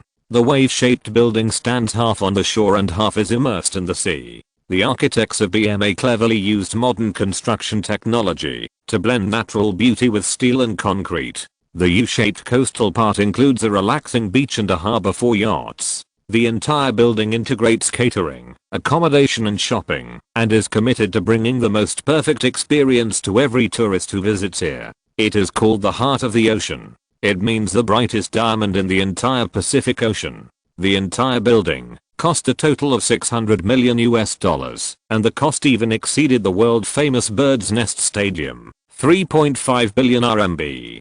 It is the most expensive large landmark building in the entire project and the face of the entire Panu Islands tourism industry. 9 internationally renowned 5-star hotel companies, including Hilton Hotel, have signed a lease agreement with us for a total of 8,000 square meters of space in the heart of the ocean coastal hotel area. The leased area has been renovated into their hotel's brand store. At a rent of $5,000 per square meter, they will pay us a total of $40 million in rent each year. In addition, the shopping and dining area investment promotion plan has received a total of 8,501 bids from shops, of which 6,510 are from overseas. 250,000 square meters of the total business area of 450,000 square meters have been rented out. At a rent of $3,000 per square meter, the annual net income is $750 million. After deducting electricity costs, labor costs, and various maintenance costs, if everything goes well, the entire heart of the ocean will generate at least $200 million in revenue for us each year. Looking around the global market, this rent is not considered. One of the reasons is that Singapore's tourism industry is in its infancy, and companies that come to invest also need to bear greater risks. If the rent is too expensive, it will undoubtedly be unfavorable to attract global sales, catering, service and other companies to invest. If there are only a few empty shops in the huge ocean heart, the experience of tourists will undoubtedly decline. The experience and reputation of tourists determine the future passenger flow of Ocean Heart, and it is the passenger flow that determines the rental price of the remaining 200,000 square meters of business area in Ocean Heart. Although the annual income of Ocean Heart is only $200 million now, Wei Yun is fully confident that this number will be more than 10 times higher in the next 5 years. While walking on the way to the ribbon cutting site, Wei Yun reported to Jiang Chen on the operation of future travel. While Jiang Chen responded to his report, he had to face the guns and cannons of media reporters. Good job. But can we talk about this later? Hearing this, Wei Yun was stunned, and then said helplessly, "Of course, it's difficult to meet you." He has been working in future travel for a few months, but the number of times he has met the chairman can be counted on one hand. Normally, Sun Jiao, the CEO of Futureman Technology and the secretary of the board of directors of Futureman Group, acts as the chairman of the group and coordinates his business through video calls and approves his business plan. Although it is a bit strange for the secretary of the board of directors to do the work of the CEO, considering that Futureman Group is not listed and there are only 2 shareholders in the entire group, this approach does not seem to be impossible. Speaking of which, there is a small episode. At the beginning, Wei Yun looked at Sun Jiao with a strange look in his eyes. He always felt that the means by which the CEO got to the top must be not simple. It's not that there are no female CEOs in large international companies, but they are often middle-aged or even elderly women. And this Sun Jiao is young and beautiful. Not to mention that she has never given birth to a child. She may have graduated for only a few years.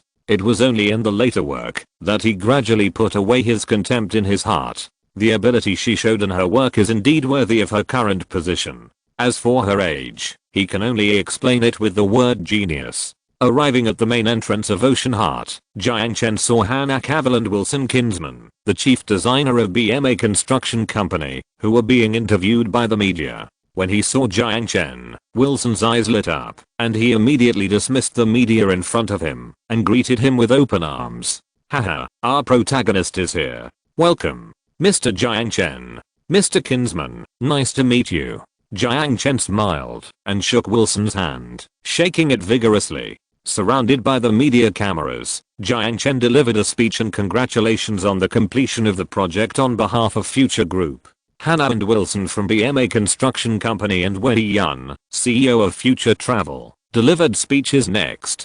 Finally, under the guidance of the host of the ribbon-cutting ceremony, Jiang Chen took the gold-plated scissors and cut the colorful rope tied to the gate. Amid applause, he and Ms. Hannah, the representative of BMA Group, announced the completion of Ocean Heart and the completion of the entire development project with a total value of tens of billions of dollars. "This will be the most proud work of my life. Thank you for giving it the opportunity to turn from a blueprint into reality." At the open-air banquet after the ribbon-cutting ceremony, Wilson walked to Jiang Chen with a bottle of champagne and said to him solemnly, for future travel and even the entire New Zealand. The significance of the heart of the ocean, which will be printed on the cover of the tourism brochure, is beyond words. For BMA Construction Company and even Wilson personally, it would be an extremely glorious thing to leave a name on this project. You're welcome. It's you who turned this masterpiece from a blueprint into reality. Jiang Chen clinked glasses with him and said with a smile. In the second half of the banquet, President Zhang, who had just finished a diplomatic meeting with neighboring New Guinea, also rushed to the scene. In front of the media, he congratulated the opening of Future Travel and highly praised the outstanding contribution of Future Group to providing a total of more than 24,000 jobs for New Zealand. What is the highest level of monopoly in this country that will never introduce antitrust laws? Jiang Chen feels that he has achieved the ultimate. 2/3 of the country's population works for him directly or indirectly. The military, intelligence agencies, and even government officials all serve his company. After toasting with the smiling President Zhang yapping, Jiang Chen suddenly came to this inexplicable conclusion. It seems that the more advanced a country is, the easier it is to be a dictator. Chapter 536 Closing the Net. At the same time that Jiang Chen was attending the ribbon-cutting ceremony for the project, a shady intelligence transaction was also taking place in a cold drink hall on Coral Island. A white woman dressed as a tourist, wearing a sun hat and sunglasses, was sitting by the window of the cold drink shop, looking at her watch from time to time. The hour hand coincided with 3. At the same time, a taxi stopped at the door of the cold drink shop. Li Jianan got off the car and sat opposite her, ordering a strawberry milkshake from the waiter. Taking the cold drink from the waiter, Li Jianan gave a charming smile to the woman sitting opposite. Do you know why you ordered a strawberry milkshake? Why? Because I look like you. Where's the stuff? In the bag. You are still as cold as ever. Li Jianan made a helpless expression and gently pushed the ring box containing the USB flash drive in front of her. Oh. After having sex with that chick for more than 2 hours, you still have the energy to think about that? The white woman raised her eyebrows and teased. It's not difficult to have sex with that chick. You know, I like challenging difficult tasks. Li Jianan waved his hand and said heartlessly. The first one didn't work for me, but the second one is okay. I like direct men. If you come back alive, maybe I will consider rewarding you. The white woman said with her tempting red lips. Haha, then I'm really looking forward to it. Go back and wash up, and wait for me. Li Jianan teased. Don't be too careless. New country has recently established a security department. The eyes behind the sunglasses scanned the surrounding environment calmly, and the white woman said lightly. Come on, Kelly. Even Mexico has that thing, but who cares? Li Jianan waved his hand and said. I heard that their newly established special intelligence department is called Ghost Agent. Li Jianan sneered and bit the straw to suck the strawberry jam in the milkshake. I know you don't believe me, I'm just stating the fact.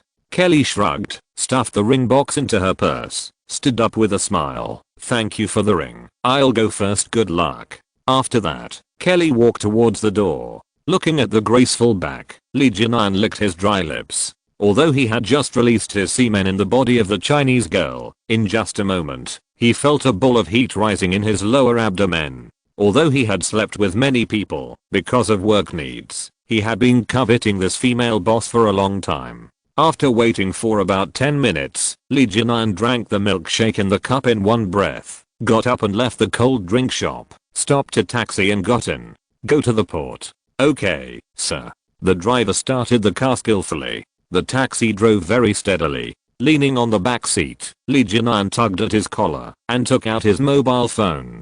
Just as he was about to send a text message to Sophie, he was suddenly stunned while staring at the screen of his mobile phone. No signal. A warning sign rose from his heart. His years of experience in spy work made him realize that something was wrong at the first time. But just when he was about to ask the driver to stop the car, the iron shutters suddenly dropped from all sides, locking him in the back seat of the car. Then, a faint fragrance drifted from his nose. Li Jianan secretly cried out that he was in trouble, but his consciousness had gradually left him. When he woke up again, he found himself in a room without windows. With his hands tied behind his back on the chair, he struggled symbolically, but soon gave up. Two soldiers with rifles were standing at the door of the room, and he thought he didn't have the ability to escape. Sitting in front of him was a young white woman. Ghost agent? This word inexplicably emerged in Li Jian's mind. Facing the expressionless face, he pretended to look around in panic, then nervously glanced at the rifle in the hands of the soldier at the door, and looked at the lady in front of him in panic. What happened? Who are you? Why are you arresting me?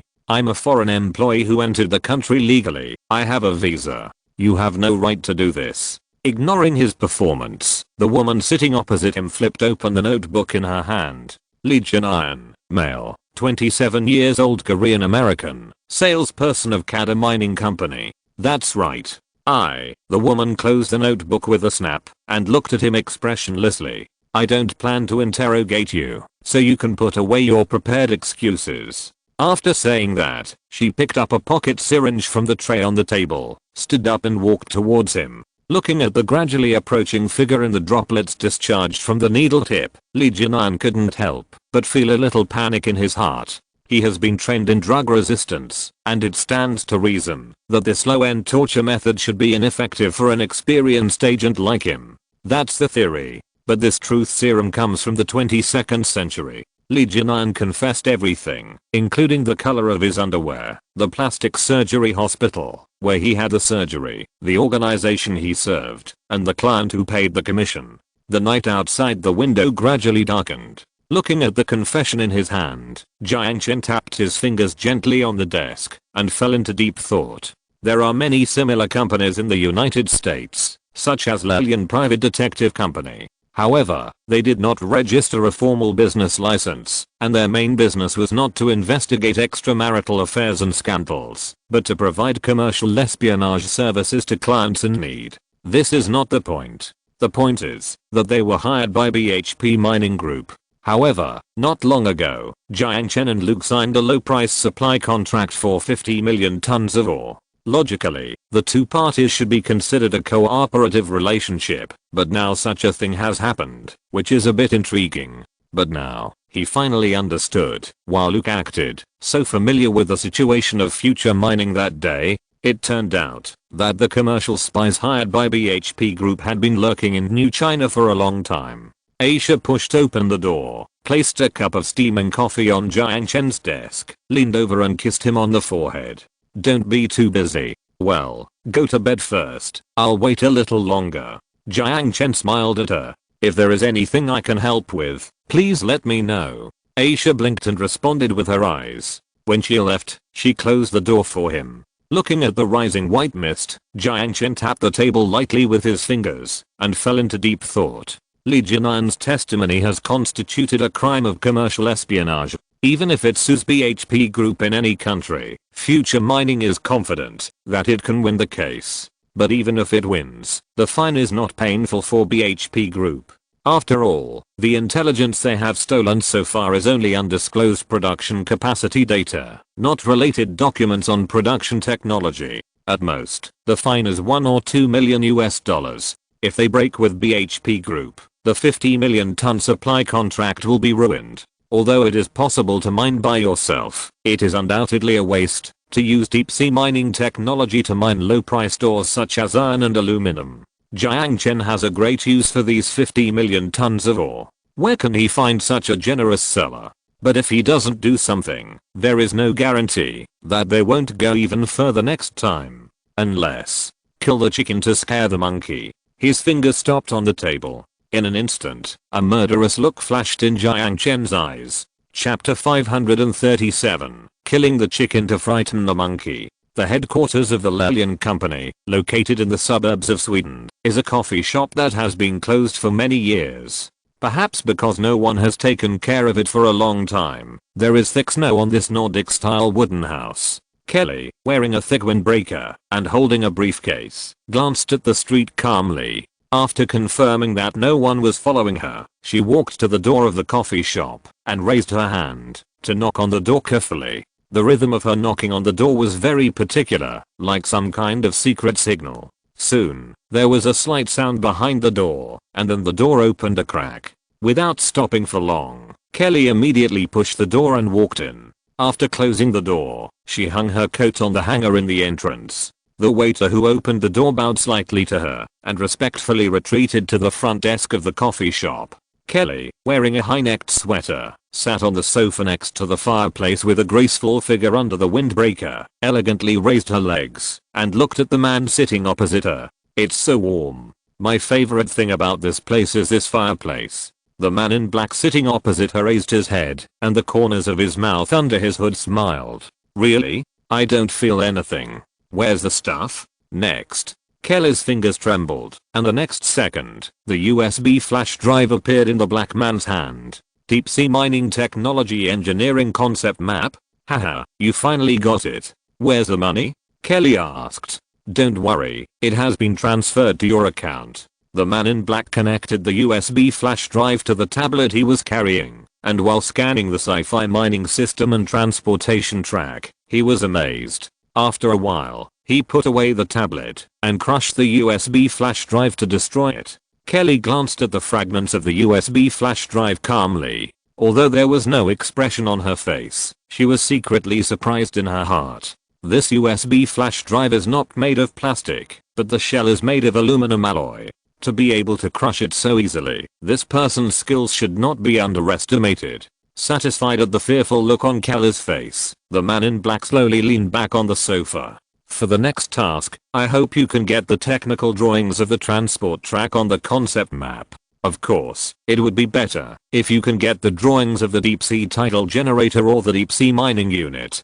Kelly's face showed a trace of difficulty. "I'm afraid it's difficult. Even the general manager of Future Mining has not been exposed to these core technologies." According to our people's speculation, the technical department of Future Mining should be separated from the business department and directly managed by the chairman Jiang Chen. Lilian Private Detective Company has been engaged in commercial espionage missions for many years, but this is the first time they have seen such a strange operating structure. Modern enterprises advocate the integration of the management of the technical department and the business department, so that technology can fully serve production. However, Future Group seems to be doing the opposite in this regard.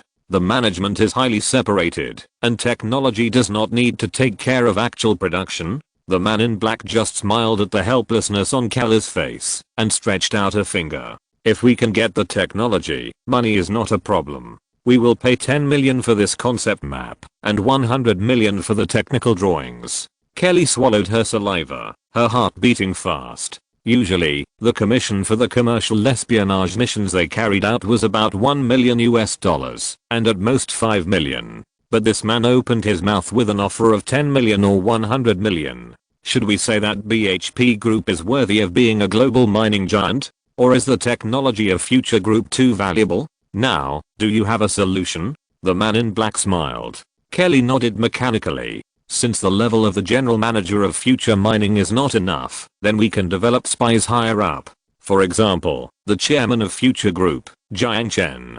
I heard that man is more fond of beauty. Then we just need to create a beautiful encounter." Thinking of this, Kelly's red lips curled up into a charming smile. "It seems that you have already come up with an idea. I look forward to hearing good news from you next time we meet." The man in black grinned and stood up. "Then I have to catch a flight to Berlin later, so I'll leave first." "Berlin? I heard that Germany is not peaceful recently," Kelly said casually.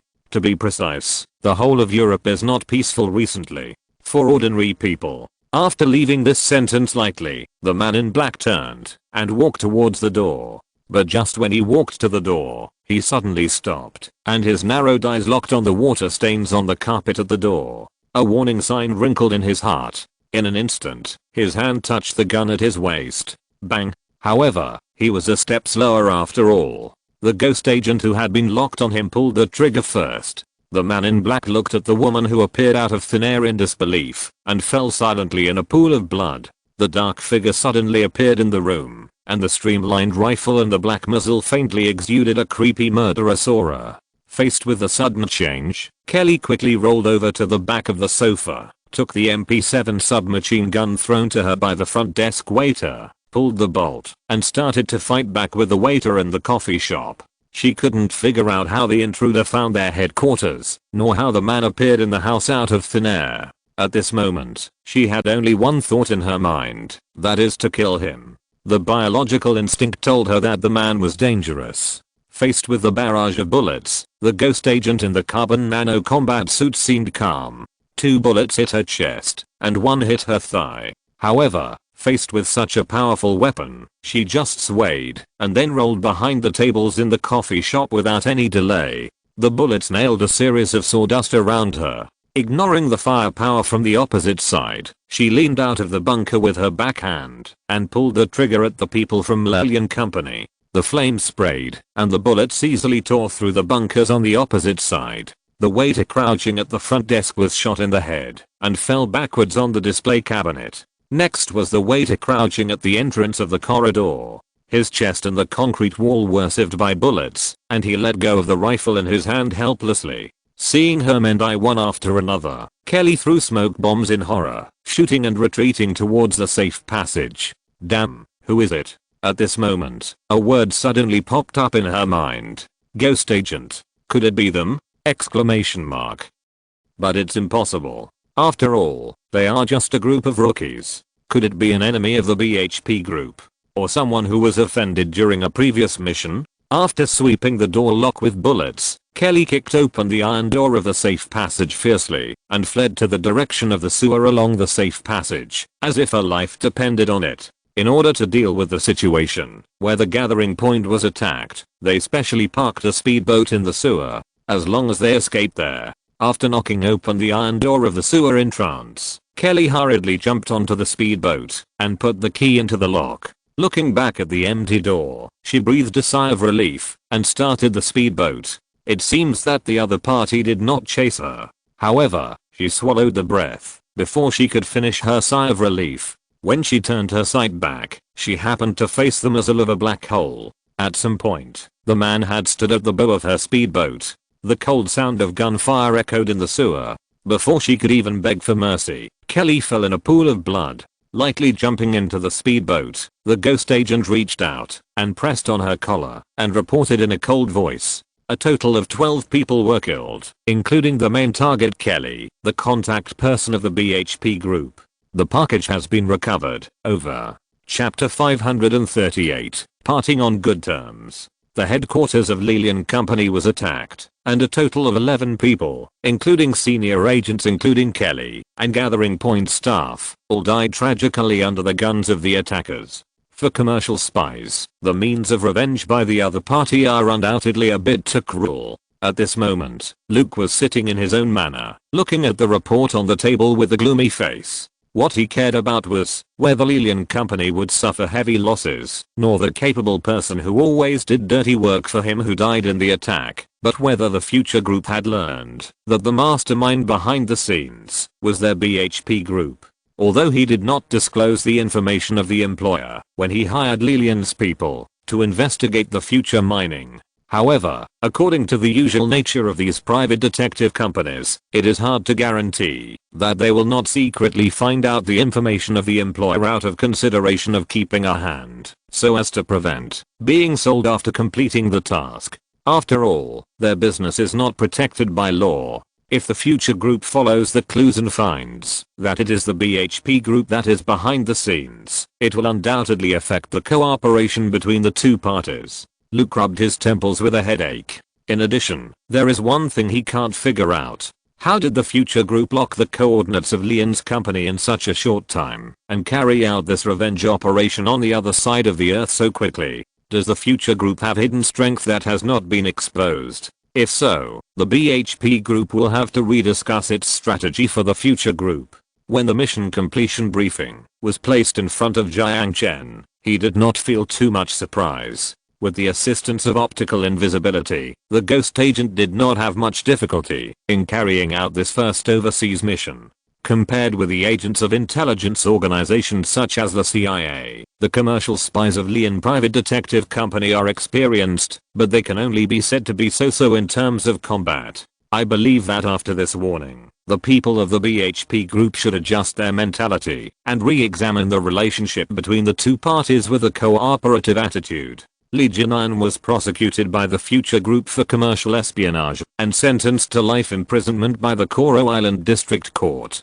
Jiang Chen could of course kill him, but that would be too easy for him. I believe that his pretty face should be very popular in prison. As for Sophie, after learning that Li Jinan was sentenced, she realized how stupid and dangerous what she had done was. In anxiety, she spent several days of peace. However, just when she thought the incident had calmed down, Yang Yuan came home drunk after work one day. Looking at the expression on her boyfriend's face, she had already vaguely realized that something was wrong. Without too much prelude, Yang Yuan spoke. "Let's break up." "Why? Why?" Sophie looked at him in disbelief, looking at this boyfriend who always agreed with her. Yang Yuan said nothing, and threw his phone in front of her. The photos and videos in the anonymous email, the heroine is her, and the hero is Li Jinan who has been in prison. Looking at the dazzling pictures, Sophie only felt a flushed face, but her hands and feet were as cold, as if immersed in cold water. It was not until the moment, when Yang Yuan proposed to break up, that she realized that, if she left him, she would be nothing, and she realized his goodness. Su Fen's hand holding the phone trembled constantly. She raised her head, and looked at Yang Yuan pleadingly. "I'm sorry, Yuan. However, Yang Yuan didn't want to listen to her explanation. He suppressed the anger that was about to burst and calmly uttered that word. "Get lost." Yang Yuan didn't know why he was so calm, so that the breakup process was so peaceful. He didn't scold her from beginning to end. When watching her board the plane, he noticed the regret and reluctance on her face. But what made him feel incredible was that until the end, he didn't have even a trace of the thought of retaining her in his heart. Looking at the plane going away, the past scenes floated before his eyes like film. The last trace of ash fell off, and he crushed the cigarette, but on the lid of the trash can, as if crushing that memory. Throwing away the cigarette butt, he turned and left. The anonymous email was sent by Jiang Chen, which was the best solution he could think of. Future group only sued Li Jinan and let go of the accomplice Sophie, which was also a last resort for Yang Yuan. The two broke up peacefully. In Jiang Chen's opinion, this was the most appropriate ending he could think of. The night Sophie left, Yang Yuan called him to invite him for a drink, and he accepted the invitation without much hesitation. However, when he drove to his house, he found that he was already half drunk. "Are you still feeling uncomfortable?" "Burp, I'm fine. Sorry, I started drinking alone first." "It's okay." Jiang Chen took the bottle from Yang Yuan and poured himself a glass. Jiang Chen originally thought that this old friend would complain, but he didn't expect that he didn't complain at all, but just chatted about the things in college in a casual way. In the end, he looked at Jiang Chen with drunken eyes, hiccuping and said seriously, "Thank you." "What are you thanking me for? You bought the drink." Jiang Chen grinned and glanced at him. Yang Yuan smiled, hid his words of thanks in his heart, and said nothing more. He was very grateful to Jiang Chen for letting Sophie go, allowing him to choose a good way to end this relationship. He was very grateful to Jiang Chen for not pursuing his negligence at work, and was also very grateful that he could sit here and drink with him as a friend.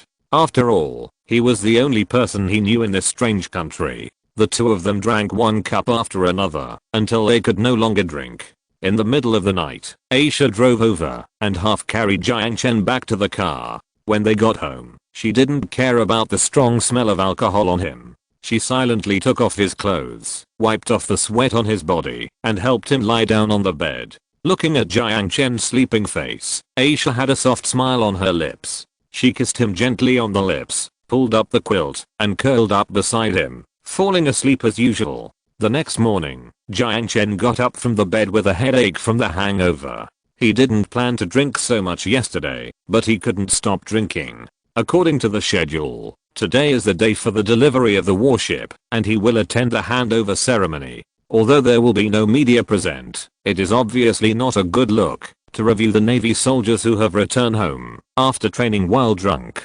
Jiang Chen swallowed the hangover medicine with water, washed up simply, and just finished the breakfast that Aisha brought to the table when Natasha knocked on the door. As soon as he opened the door, Natasha sniffed and looked at Jiang Chen teasingly. "Have you been drinking?" "Yeah, I drank a little last night." "It's okay," Jiang Chen said vaguely. "Do you need perfume? I can lend it to you." After glaring at Natasha with a mischievous look on her face, Jiang Chen walked straight towards the garage. Aisha, who had changed into a formal dress, locked the door and trotted to catch up with Jiang Chen. When she passed by Natasha, she glanced at her warily. Natasha just grinned at the little girl's wary eyes and whispered a teasing remark to her back. "Don't look at me like that, I won't eat him." Shaking her head, she turned and walked out of the yard and got into her car. Chapter 539 Warships entering the port. The ceremony for the warship to enter the port was held on Crescent Island. The Russian representatives who attended the ceremony were the Admiral of the Russian Pacific Fleet who came with the ship, and the Russian ambassador to Singapore. On the Singapore side, Jiang Chen, chairman of Starring Trade, and the vice president of Singapore attended the ceremony. In a friendly atmosphere, Jiang Chen boarded the ship and shook hands with the Russian admiral, signed a handover agreement with the Russian representative, and then reviewed the naval soldiers who had completed training in Moscow. The two Guardian-class frigates lined up in a line and fired a volley of naval guns at the target ship in the unmanned sea area, showing the excellent firepower of Russian-made weapons to Starring Trade. Looking at the water curtain rising into the sky and the target ship torn into pieces, the Russian admiral smiled at Jiang Chen in a friendly manner, not hiding the pride between his eyebrows. For the weapons produced in his own country, this rough-looking Maozi instinctively felt proud. Jiang Chen did not show too much surprise, but just smiled politely and applauded with the attendees. This firepower is indeed good, but it is still weaker than the weapons in the end of the world. After the transformation of the engineering robot, Jiang Chen is confident that he can more than double the firepower of this thing. The Type 50 joules electromagnetic gun that Shelter No. 27 is developing is an enlarged battleship version of the original Type 50 electromagnetic gun. It can fire a maximum mass of 50 kilograms and has a maximum range of 250 kilometers, far exceeding conventional naval guns. With the cooperation of early warning aircraft or satellites, frigates equipped with this electromagnetic gun can extend the combat radius from 70 kilometers to 100 kilometers, far exceeding the combat radius of conventional warships.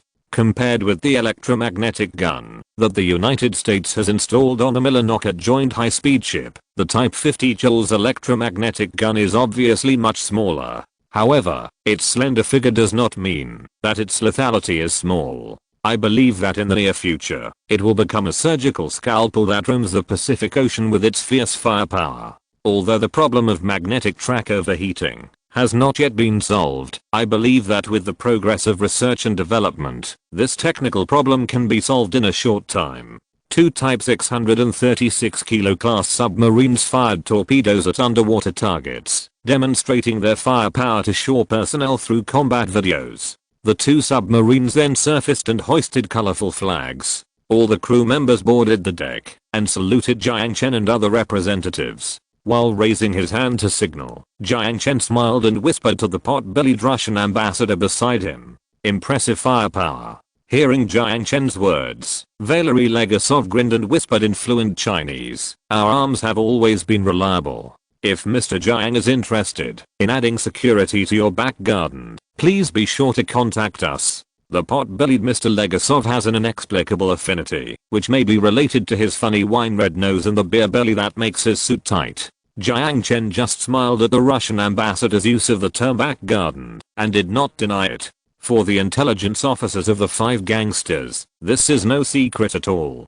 Considering his cooperative relationship with Russia, his acquiescence would also help to increase the other party's attention to him. Sure enough, seeing that Jiang Chen did not correct his words, Valery's smile became even more intense. In South Asia, where there are only a few fishing boats, Kilo-class submarines can already make you walk sideways. Your only threat now is the planes from the sky.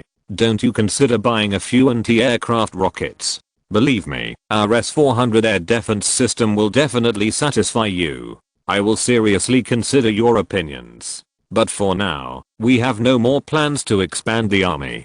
Jiang Chen attributed the reason to maintaining the stability of the regional situation and declined Valery's proposal. Jiang Chen certainly would not tell the real reason for his refusal. Even the newly developed S-500 air defense system of Russia might not be in his eyes. For such a small and cutting-edge air defense weapon, he could get it from the end of the world. but Valerie accepted his reason, shrugged his shoulders, and did not say anything more about it. The warship handover ceremony soon came to an end. According to the procedure, the Russian delegation left the scene, and the Russian admiral and Valerie shook hands with the Vice President of New Zealand and Jiang Chen respectively. In my opinion, you are smarter than most dictators in the world. Standing at the military port of Crescent Island, before boarding the passenger ship back to Koro Island, Valerie said to Jiang Chen, "Oh, why do you say that?" Jiang Chen smiled. Valerie glanced at the vice president who was chatting with the Russian admiral not far away, and said, "Most dictators are eager to show off their hegemony to his people, and are busy letting the world know how dangerous they are. But you are different. Your approach is very smart. New Zealand has the most democratic system in the world, whether it is a universal suffrage system or freedom of speech, but whether it is the economy or national defense, it is all in your hands. New Zealand will never introduce an antitrust law, so your behavior will always be legal. Thank you for your compliment. But can I ask, is this the Russian evaluation, or Mr. Legasov's personal opinion?" Hearing this, Valerie smiled generously. "Please don't think too much. This is of course my personal opinion. But Mr. Jiang Chen, can you answer me a question? It's a personal question." "Of course." Jiang Chen smiled. "You are already very rich, even bought a country. From what I have seen in all these years of work, dictatorial regimes and monopoly giants are usually lazy, because they have no competitors, and maintaining the status quo is the most perfect state. But you who have both seem to be the opposite. Even now, the Future Group is still constantly expanding the market, and Starring Trade is constantly updating its weapons. I'm personally very curious. What is your ideal?" Valerie asked. "Mr. Legasov, your question is very strange. Microsoft is also very rich, and in a sense, it has also formed a monopoly on the standard, but they have never stopped expanding the market. Future Group is a company, and of course we have to keep moving forward to stay competitive. In addition, I need to correct one of your ideas. It's not the dictators who are lazy, but the short-sighted dictators. Such a far-sighted dictator, you still haven't answered me. What is your ideal?" Valerie teased. "Ideal?" Jiang Chen smiled. "This is just a private question. If it's inconvenient, please forget it."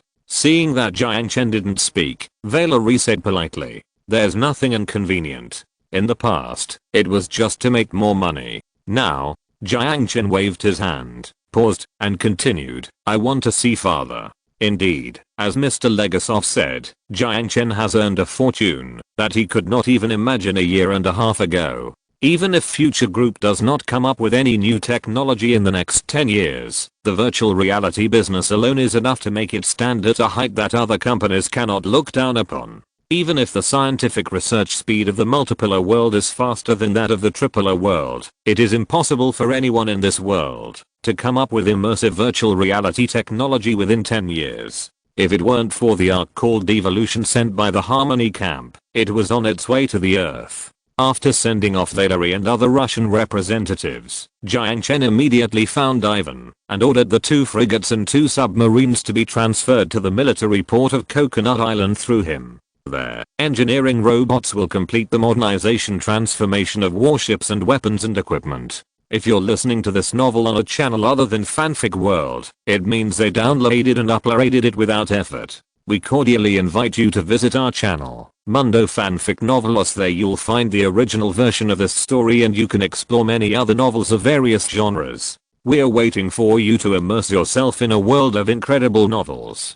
Chapter 540, Fighter Service. Time soon arrived in December. In the Panu Islands, where it was summer all year round, there was no trace of winter, while the wasteland of Wanghei City was already covered in snow. Unlike previous years, the entire Wanghei City no longer had much of apocalyptic feeling. During these days, Jiang Chen would occasionally go back to the apocalypse to take a look. After all, there were too many people there that he couldn't let go. However, because the situation here had stabilized, he didn't stay here as long as before. Occasionally, he would have dinner with the girls, exchange feelings with Sun Jiao, pick sister flowers, take a bath with Yao, and bully Linling. If he just stayed in that villa, he couldn't feel the atmosphere of the apocalypse at all. The checkpoints set up by NAC can be seen everywhere in the urban area on the west side of the Huangpu River. Standing on a high place and looking up, you can occasionally see the Y-51 patrolling in the air, or the Aurora 20 whizzing by. In terms of control over Wanghai City, NAC has already occupied an absolute advantage. Currently, NAC diplomats are negotiating with Liaoding Town to discuss the inclusion of the east bank of the Huangpu River in the protection scope. The raging waves shipborne electromagnetic gun of the Bohai can hit from the Yangtze River estuary to Lhasa. It not only has a terrifying range of 450 kilometers, but also can fire 10 400 kilogram mass shells, which can be said to be the best among heavy support naval guns. Jiang Chen is determined to obtain both the Bohai and the technology of the ship's gun. If the problem can be solved through negotiation, then negotiate. If it cannot be solved through negotiation, then use force. This is the rule of the wasteland. On the other hand, the cleanup of radioactive materials and the filling of craters in the city center have been basically completed. Although the gamma value is still high, people entering the area no longer need to wear nuclear protective clothing. They can walk in the city center with only iodine or anti-radiation drugs stored in EP. Due to climate factors such as snowfall and ice, the Eden project beside Jiang Chen Lake has temporarily come to a standstill.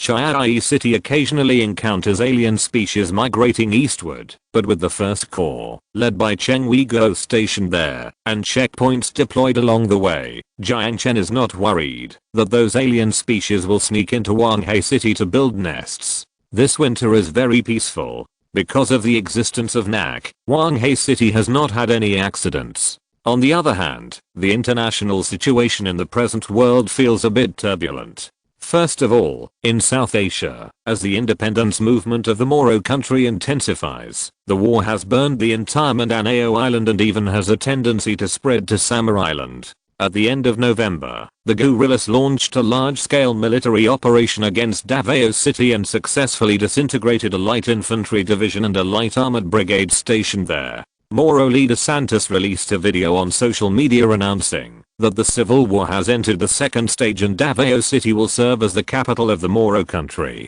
At the beginning, Jiang Chen only funded Santos with the attitude of disgusting the Philippines, but he didn't expect that this guy would actually make this independence movement so colorful, and now he even has his own capital. The reason why they have been able to get to where they are now is, on the one hand, because the combat quality of the Filipino soldiers is not high, which can be seen from their performance during the hostage rescue. On the other hand, it was because the US government was changing, and the Philippines' largest ally did not intervene in the civil war, but only did some symbolic diplomatic work, and sold them some weapons at a low price. Seeing that the independence of the Moro kingdom was expected, Jiang Chen immediately changed his initial decision, and continued to provide them with financial support, after they had used up the batch of arms and supplies. Of course, these financial support is not free, but is exchanged for the ownership of mineral deposits, or mined ore in the area, controlled by the guerrillas. For this reason, Jiang Chen also instructed Bakary to register a shell company in Australia, which is responsible for taking over the ore from the Moro kingdom, and selling arms to them. These ores of unknown origin will be transported to factories in New Guinea for processing, part of which will be sold to the international market, and the other part will be sold to starring trade through the method of transferring from one hand to the other. This trick of reseling ore is exactly the same as the method used by Turkey to resell its crude oil, and Jiang Chen did it even more unnoticeably. With the support of the radar station deployed on Crescent Island, the transport ships smuggling ore can avoid all the Philippine patrol ships and warships that blockade Mindanao Island, as if they have eyes. No matter how angry the Philippines is, the guerrillas have never been cut off from supplies. It is worth mentioning that it was the American arms company that provided weapons to the shell company registered by Bakary. In order to avoid the transaction being tracked by the FBI, all arms orders are paid with gold. Then there is Europe. The refugee issue continues to heat up, pushing the whole of Europe to a crossroads. EU countries have serious differences on whether to completely ban refugees from entering Europe.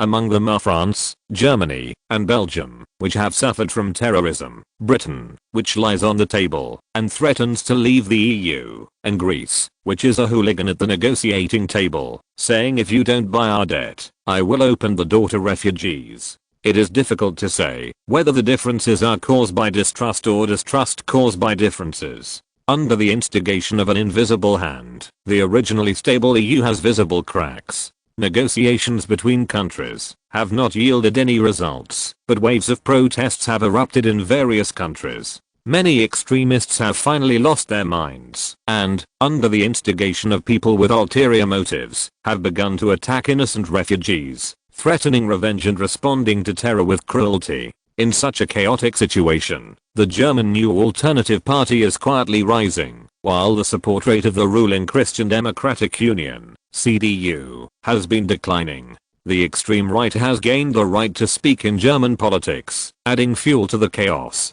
War is never a good idea, but weapons are a good thing. Ivan, do you understand what I mean? Standing in the fighter hangar of Crescent Island, Jiang Chen squinted his eyes and looked at the Aurora 20 that had just been put into storage and said casually to Ivan beside him, "Sorry, I don't quite understand."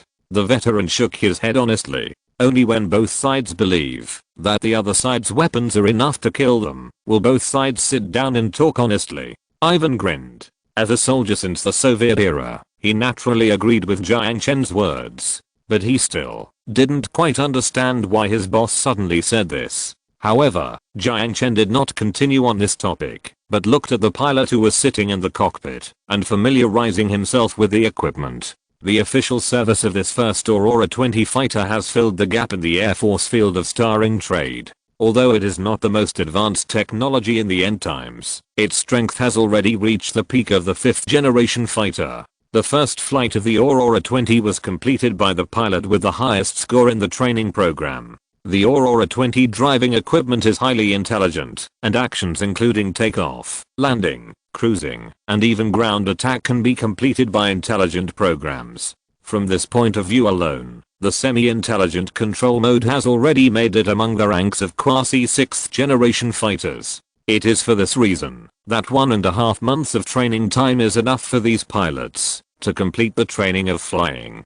After watching the aircraft engine ignite and complete vertical takeoff and landing, run-up takeoff and landing, and circumnavigation of the border, Jiang Chen personally awarded the pilot a medal. After the first flight ceremony, Jiang Chen walked around the military camp as usual, showed his face in front of these young men, who were loyal to him, and then returned to Koro Island. There is another product launch waiting for him in the afternoon.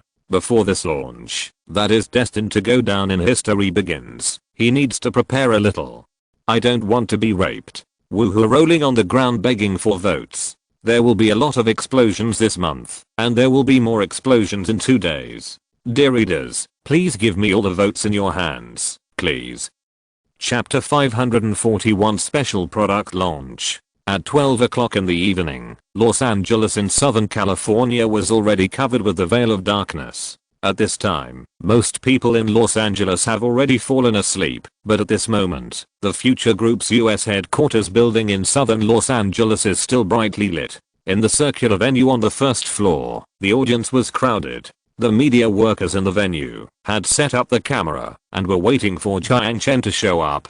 The staff on the stage were busy coming and going to set up the venue and connect various high-end looking instruments to the power supply. After briefly explaining a few key points of shooting to his assistant, Danny took out a small notebook and repeatedly confirmed the key points of the questions he would ask later. There were many reporters from the Los Angeles Times, and everyone was trying their best to get the interview qualification. It was not easy for him to seize this opportunity. Judging from the obsession of people with the Phantom helmet, the attention of this report could not be low at all. Do you think he will come? As if he was already confident about the interview, the reporter sitting next to him stuffed the tablet back into his briefcase and asked Danny in a casual tone. Danny noticed that the logo on the microphone next to him belonged to the California Daily, and the nameplate on his chest read, Charles Dunn. It should be. The people present here are all top media in the United States. Even Microsoft doesn't have the courage to stand up all the media. Danny teased. Charles smiled and lowered his voice. I have an interesting news here. Oh. Danny sat up slightly and came over with interest. There was still a while before the press conference started. It would be helpful to get some unknown information from colleagues for the interview. Whether the information was true or false, it could be used as a reference. Yesterday at noon, I asked an acquaintance to investigate the passenger list of several Los Angeles airports, but I didn't see his name in it at all. Maybe he took a private plane. Danny said teasingly, but he silently despised it in his heart. What kind of news is this? If someone really wants to keep a low profile on the visit, will you find out? At this moment, the lights in the conference hall suddenly went out. Everyone stopped talking and stared at the front of the venue. Here they come. Danny put the notebook into his pocket, took a deep breath, and adjusted his tie. But when he saw his colleague from the California Daily next door, he almost burst out his breath. Although Charles was sitting, his 2 feet were in a rushing posture, one in front of the other. How shameless. After cursing in his heart, Danny held the microphone in his hand and was ready to rush in. Future technology did not let the reporters in the audience wait for a long time. The general manager of the US region standing behind the scenes looked at his watch, then greeted the staff and signaled them to turn on the equipment. A beam of light fell on the stage, and following the light, a young Chinese man in a suit walked from behind the curtain to the front of the stage. As expected, the audience broke out in warm applause. Although many American media still have reservations about future technology, which was born in China, the technical strength it demonstrated has won the respect of everyone present. Therefore, for Jiang Chen's appearance, these reporters did not hesitate to applaud. The screen behind him lit up, and English characters appeared on it. The reporters present were no strangers to the instant translation technology of future man technology. I'm very glad that you can come to our company's product launch conference. At the same time, I'm very sorry that the reporters in North America have to work overtime until late at night, and the reporters in Western Europe have to get up early. When Jiang Chen said this, Danny, who was sitting in the front row, smiled understandingly at first, but then he was stunned like the other reporters who reacted in the audience. The amount of information in this opening speech seemed a bit too much. Glancing at the reporters in the audience, Jiang Chen smiled slightly, spread his hands and continued. That's right, this press conference will be held simultaneously in the 12 regional headquarters of Future Man Group around the world. Jiang Chen's words were like a depth bomb thrown into the originally silent venue. All the reporters widened their eyes and looked at him on the stage in disbelief. Held product launch conferences simultaneously in the 12 regional headquarters around the world. What is going on? Exclamation mark. Although it was not time for questions, many reporters raised their hands, including Danny from the Los Angeles Daily News. They needed Futureman technology to give them an explanation. As if he had expected this situation, Jiang Chen was very calm. He looked around the reporters in the venue and finally his eyes fell on Danny, who was sitting in the front row.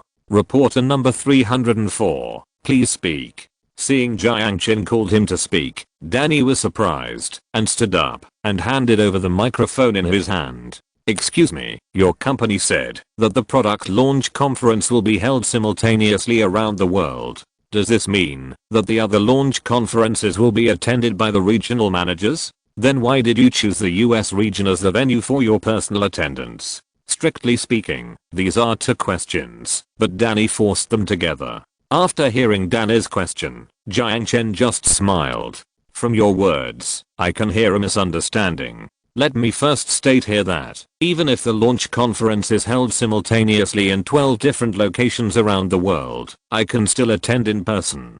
Danny looked at Jiang Chen dumbfounded, not knowing what he meant. But the questioning was over, so he had no choice but to sit back. After explaining the Los Angeles Daily News's question, Jiang Chen did not call on any more reporters to speak or ask questions because he knew what they wanted to ask. And what they wanted to ask was exactly what he was going to explain next. I'm sure all the journalists here are familiar with the term. That's right, I'm talking about holographic projection. And the one standing here is my holographic projection. That's why I have to emphasize the order of questions again. After hearing what Jiang Chen said, there were whispers from the audience, and all the reporters looked at Jiang Chen standing on the stage in disbelief. Of course, these reporters knew about holographic projection. However, until Jiang Chen confessed himself, none of them noticed this. But this is too realistic. Looking at Jiang Chen standing on the stage, Charles, who was sitting next to Danny, murmured in a low voice. However, Danny's reaction was stronger than Charles. He often went to Silicon Valley for interviews, and he knew about these cutting-edge technologies. Today's holographic projection technology is very mature, and it is not difficult to make it look real. But all holographic images must be set in advance. Applying holographic projection technology to the field of instant messaging and stereoscopically imaging the images collected on site. Even if it is the company that is best at blowing bubbles on Nasdaq, it would not dare to make such an unrealistic claim. However, Future Man Technology quietly put this technology on the table.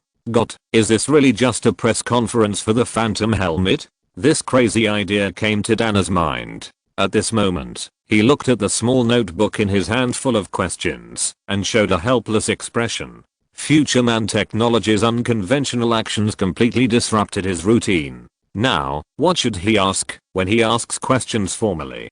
Dana's troubles are also the troubles of all the media reporters present. Looking at the expressions on the faces of the reporters below the stage, Jiang Chen's mouth curled up a smile. This is the effect he wants. This product press conference is not about the online game god level content, but the product of Phantom Helmet. Virtual reality technology. Online games are just the tip of the iceberg in the application of virtual reality technology. If users around the world want to be inseparable from this product, launched by Future Man Technology, they must be shocked and crazy enough. So Jiang Chen spoke again. By the way, I'm currently in new country, accepting an interview with you through the Phantom Helmet.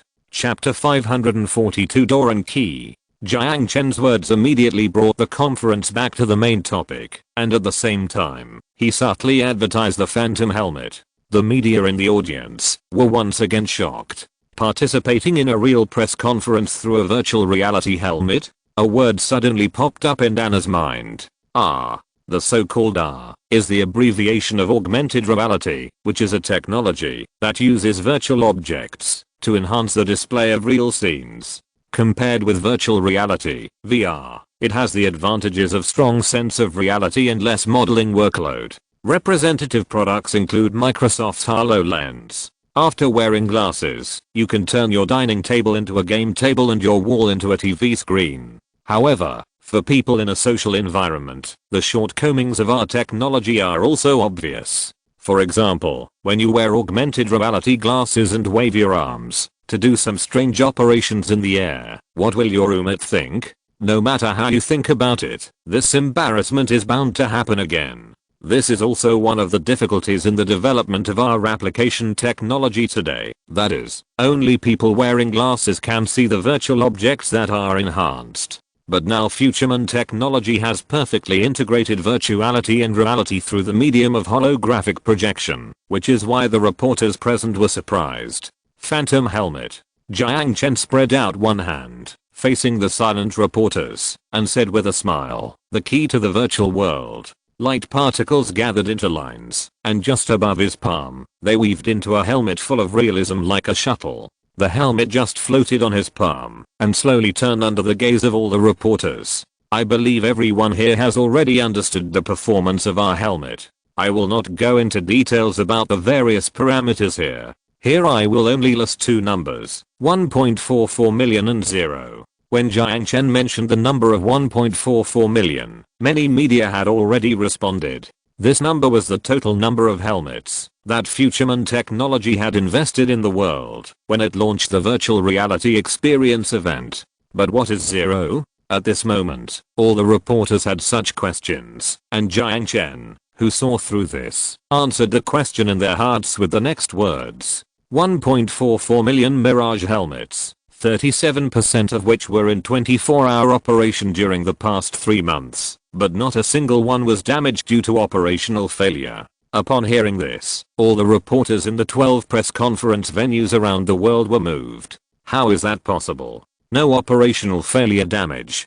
This ratio is too unscientific, isn't it? Who can prove this? There must be a limit to bragging. Are you treating consumers around the world as idiots? In the press conference venue in Tokyo, a short reporter stood up and questioned Jiang Chen's holographic image in a sarcastic tone. Of course I can prove this, Mr. Hirota. As for the evidence, turn right and there should be an internet cafe about 300 meters away. It is a cooperative experience store of future man technology. Whether I'm bragging or not, why don't you go and see for yourself? In addition, I noticed that you stood up to speak without raising your hand just now, and you should have signed a guarantee letter on the order of the press conference before entering. I can't help but wonder if all the reporters of Sankei Shimbun are so unruly. Listening to the whispers of sympathy or ridicule in his ears, Masao Hirota sat back with a pale face. He never thought that Jiang Chen, who was facing 12 venues at the same time, would actually notice his speech. Jiang Chen's words with obvious criticism were said to 12 venues around the world. He had embarrassed Sankei Shimbun in front of the whole world. No matter what, his career was over. Let's get back to the issue of the Phantom helmet. As you can see, our helmet has an extremely long standby time and extraordinary quality assurance. Even if it is running continuously for 3 months, it will not freeze, or even freeze due to circuit aging, overheating or damage. The reason why the Phantom helmet can do this is because of our unique sealing technology. Therefore, our helmet will not have a disassembly port, and we do not accept any disassembly. Any consequences caused by disassembly will be borne by the user. As for failures caused by normal use, we provide free replacement and half-price exchange services.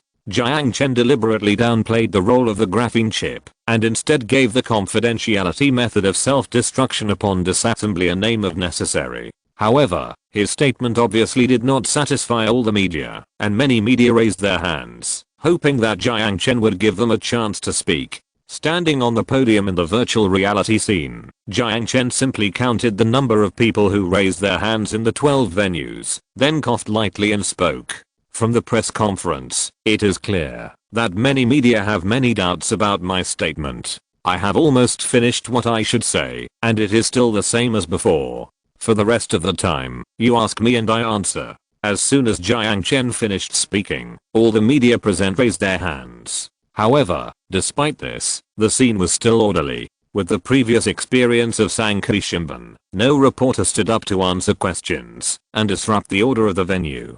Hearing Jiang Chen call his number, Charles, who was sitting next to Danny, immediately stood up and asked, I can understand the sealing method your company has adopted for the Phantom helmet, but is a circuit overload program that is triggered when it is disassembled a bit excessive? After all, when users purchase products, they should have the right to control the products. Confidentiality can be maintained through patent law, but the rights of users should not be sacrificed. Hearing the tricky questions from his colleagues, Danny nodded secretly. Although this reporter from the California Daily looked a little silly, he pointed out the weakness of future technology with a sharp point. Sacrificing the legitimate rights and interests of consumers? In this country that is keen on defending rights, it is really difficult for future technology to fool around with this question. Here I have to correct the public's misunderstanding of our future man technology. However, Jiang Chen was well prepared and smiled at the media. First of all, we have never set up any confidentiality mechanism that damages the legitimate rights and interests of users. Many reporters who were about to ask this question were dumbfounded by Jiang Chen's answer. What kind of answer is this? Forcing black to be white. But you can't ignore the fact that you infringe the rights just because you signed a warranty agreement with the user at the time of purchase, Charles argued. Please pay attention to your wording, Mr. Charles. Future Man Technology has only pre-sold on the official website, and it is a pre-sale that can apply for a refund and give up the quota at any time. The Phantom helmets on the market are all in the virtual reality experience store, and those helmets have never been sold. Strictly speaking, they are all the property of Future Man Technology. Here, I will not pursue the legal responsibility of individuals or groups who dismantle our company's property without authorization, but only charge the breaching party a fine of double the price of the helmet. Until the consumer can get the helmet from the express package 3 days later, it is us who have been infringed. Do you understand? Jiang Chen looked into Charles' eyes and said with a smile, "The reason why they don't pursue legal responsibility is that they can't be held accountable at all. Some dismantling behaviors are personal, while some dismantling research is conducted with the tacit approval of the state. Pursuing their legal responsibility is as difficult as suing Future Group for monopoly in Singapore." Charles's Adam's apple moved, and a feeling of powerlessness rose in his heart. Although he always felt that there was something wrong with his words, he did say a lot of specific problems.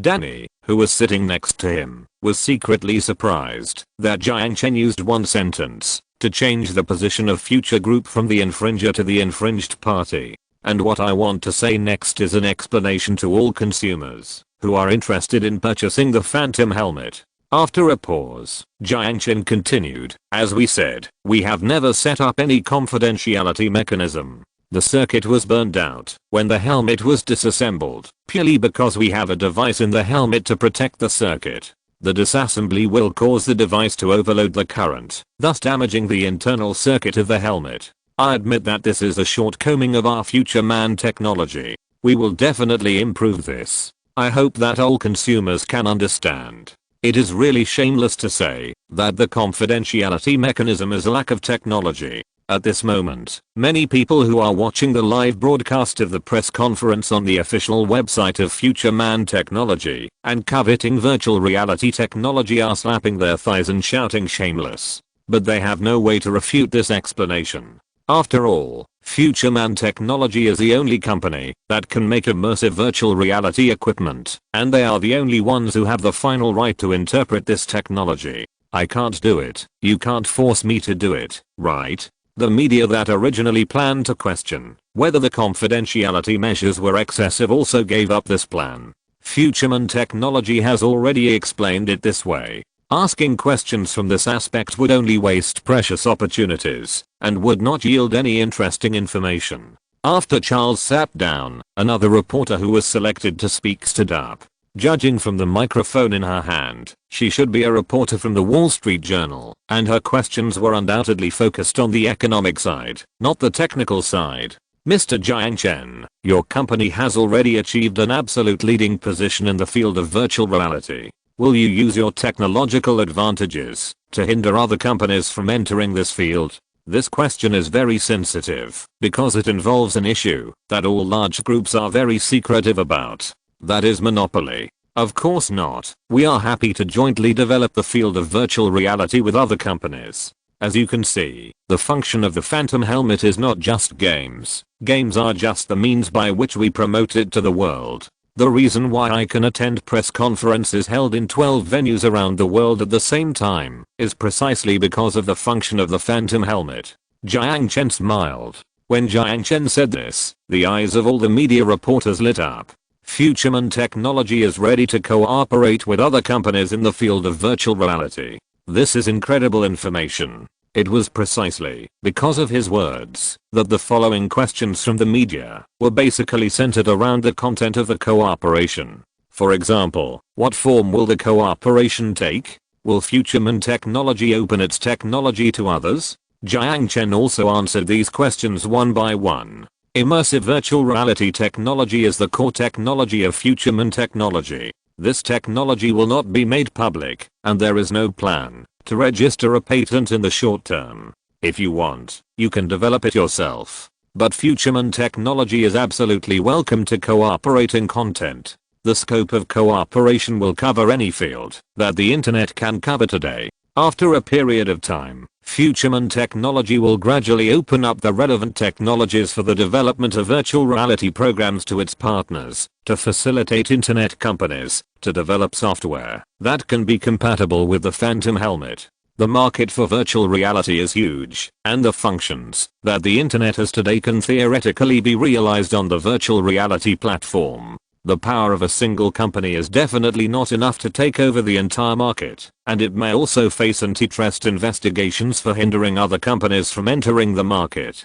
Future Man Technology only needs to master the key to enter this market, as well as the quantum computer server as the door, and the quantum communication satellite that will be launched in the future as a virtual reality network connection node. As for the world behind the door, it should be developed by companies all over the world. So this product launch, while launching the key to enter the virtual world, the Phantom helmet, also sent a positive signal to companies around the world that are interested in entering the virtual reality industry. A signal of cooperation. Chapter 543 Media Response. Unlike Los Angeles on the other side of the earth, it was afternoon in China when the press conference was held, and many people were watching the live broadcast of the press conference on the official website. Because there were too many visitors, Sun Jiao had to contact the server supplier to put the newly purchased server into use immediately and rented dozens of servers, which barely supported the simultaneous visits of over 100 million. After the press conference, the video comment area of the official website was even more boiling. I don't care about anything else. I just want to ask if the official can give a definite answer. When will the helmet be put on the shelf? Where can I buy it? Is the above person illiterate? It is clearly written in the official website announcement that it will be available for purchase in 3 days, and only online shopping channels are available for the time being. The Japanese chickens are really cheap and full of nonsense. It is still our great future technology NB, with technology that beats the whole world and promotes our country's prestige without explanation. The above person, the CEO of Future Technology, has immigrated, and Future Group is also registered in New China. Your sense of pride is a bit inexplicable. So what? The CEO of Baidu, the richest man in real estate, which rich person is not running away with his head cut off now? At least they didn't make dirty money, they made real money with real technology. No matter what, Future Man came out of China, its roots are in China, that's enough. I'm convinced everything can be linked to politics. The two upstairs, can we do something else? Although I don't quite understand, it seems very powerful. In a word, bye. The hot discussion on the internet continued, and the comments of various media came out as the press conference ended. Just after walking out of the Los Angeles press conference, the well-known journalist, Los Angeles Daily reporter Danny, posted a sentiment on his Twitter. This is the first time I've seen such a high-end press conference. It only lasted 2 hours in total, and I was surprised for 1 hour. If you don't go to the venue in person, you will never feel the shock I felt. This tweet was forwarded tens of thousands of times in one day, and even Danny himself was shocked. The reason for this result is just because his ideas resonated with countless journalists. Similar to the response on the internet, this product launch also caused a strong sensation in the media in the capital world. 2016 is the first year of virtual reality, and the Mirage helmet launched at the end of the year will undoubtedly add a strong touch to this first year.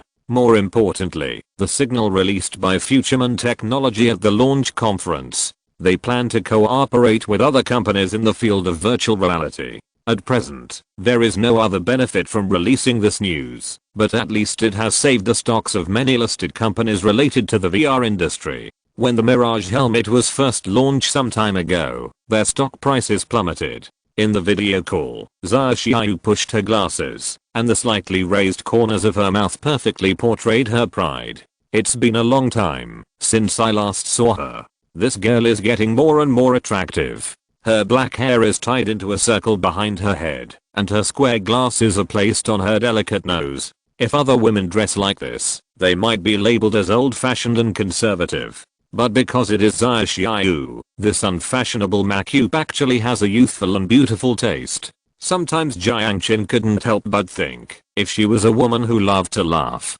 Ahem, chairman? Ah, nothing. Ahem, go on.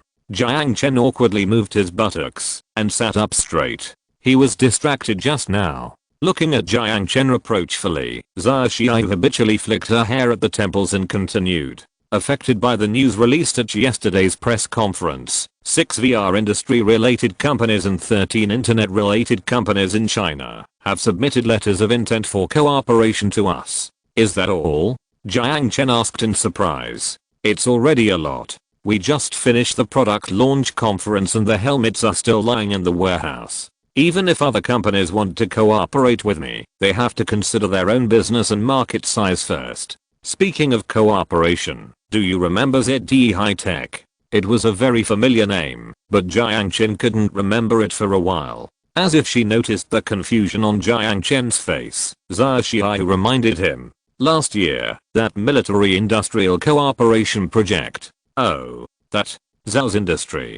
Jiang Chen suddenly realized, paused and then asked, what did they say? Because of that project, he was targeted by the CIA. He ignored the so-called overall situation and fell out with the people of the general staff. After getting rid of the CIA people, he ran to Hong Kong without saying a word. It was also because of that attack that he was determined to start his own business. Although it has only been a year, because so many things have happened in this year, he almost forgot about several domestic forces. Strictly speaking, the Zhao family and he are still partners. According to them, when the press conference was going on yesterday, they followed the progress of the press conference through our official website. They were very interested in the cooperation in the development of virtual reality applications proposed at the press conference, and immediately convened a board meeting to discuss it after the press conference. This morning, they sent a sales representative to Hong Kong to consult me about the possibility of cooperation.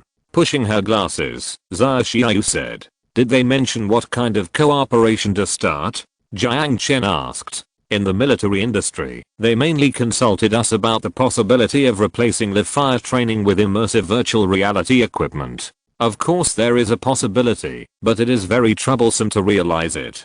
Jiang Chen leaned back in his chair, and it is impossible to replace them. Physical coordination and realistic reaction ability can only be trained through field training, unless a training cabin with culture medium is used. On the other hand, Jiang Chen does not really want to get involved in the military industry, because this is related to a problem, that is, confidentiality. Will the country allow the training program to run on a foreign server? Obviously not.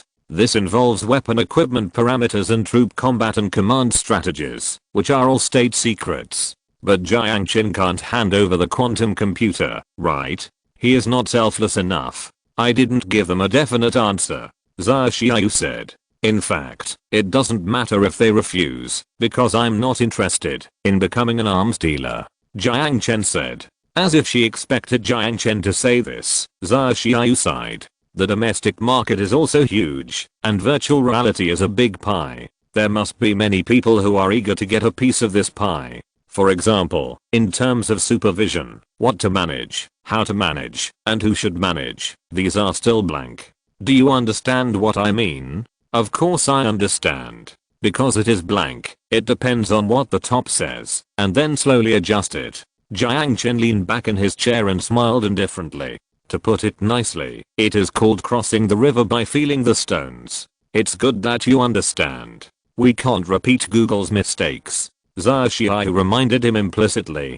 Don't worry, we won't copy Google's failure, because they don't have the whiteness that can be a substitute. Jiang Chen said softly. And when the phantom helmet completely occupies the high ground of the market, the virtual reality network covering the world will be officially built with a quantum computer deployed underground in Koro Island as the server. By then, even if the virtual reality technology is completely open, no one can prevent Futureman technology from controlling this market. Just like now, no country can get rid of the internet. Chapter 544 Staring at them. After finishing the call with Zha Xiao, Jiang Chen turned off the computer and leaned back in his chair to think. According to Zhang Yaping, after coordination with the Chinese side, the visit time was finally set on December 21st. During this visit, as the chairman of the Future Group and the representative of the entrepreneurs of New China, he will negotiate with Chinese companies on business cooperation. This is just on the surface. As Zha Xiao said, the current domestic attitude towards the Future Group is still unclear.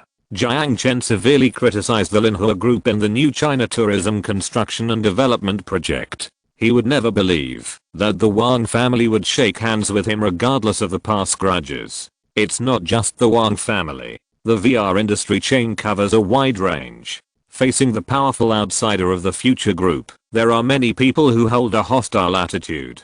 Future technology needs allies, and what it needs is allies with enough weight. This is also the primary task of this visit. As for the candidates for this cooperation, Jiang Chen has a rough idea in his mind. The Zhao family is a good choice. The reason is simple. On the one hand, their family business is mainly in the military industry, and there is no possibility of conflict with future man technology. On the other hand, when dealing with the issue of future man technology last year, they had a disagreement with the Wang family, and the relationship between the two sides was broken. Of course, the most important thing is that they have enough say in China.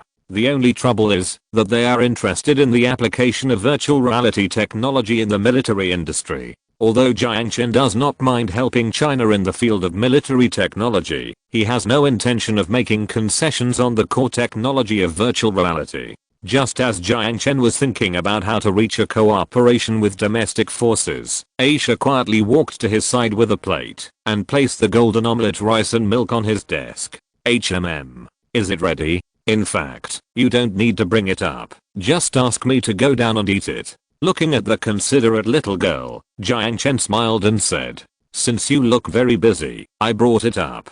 Are you done?" Aisha asked in a low voice. "Yeah. Just asking about the work situation in China. It's not a particularly important matter, so it won't take long." Jiang Chen couldn't help but be tempted by the tempting aroma of the omelette rice.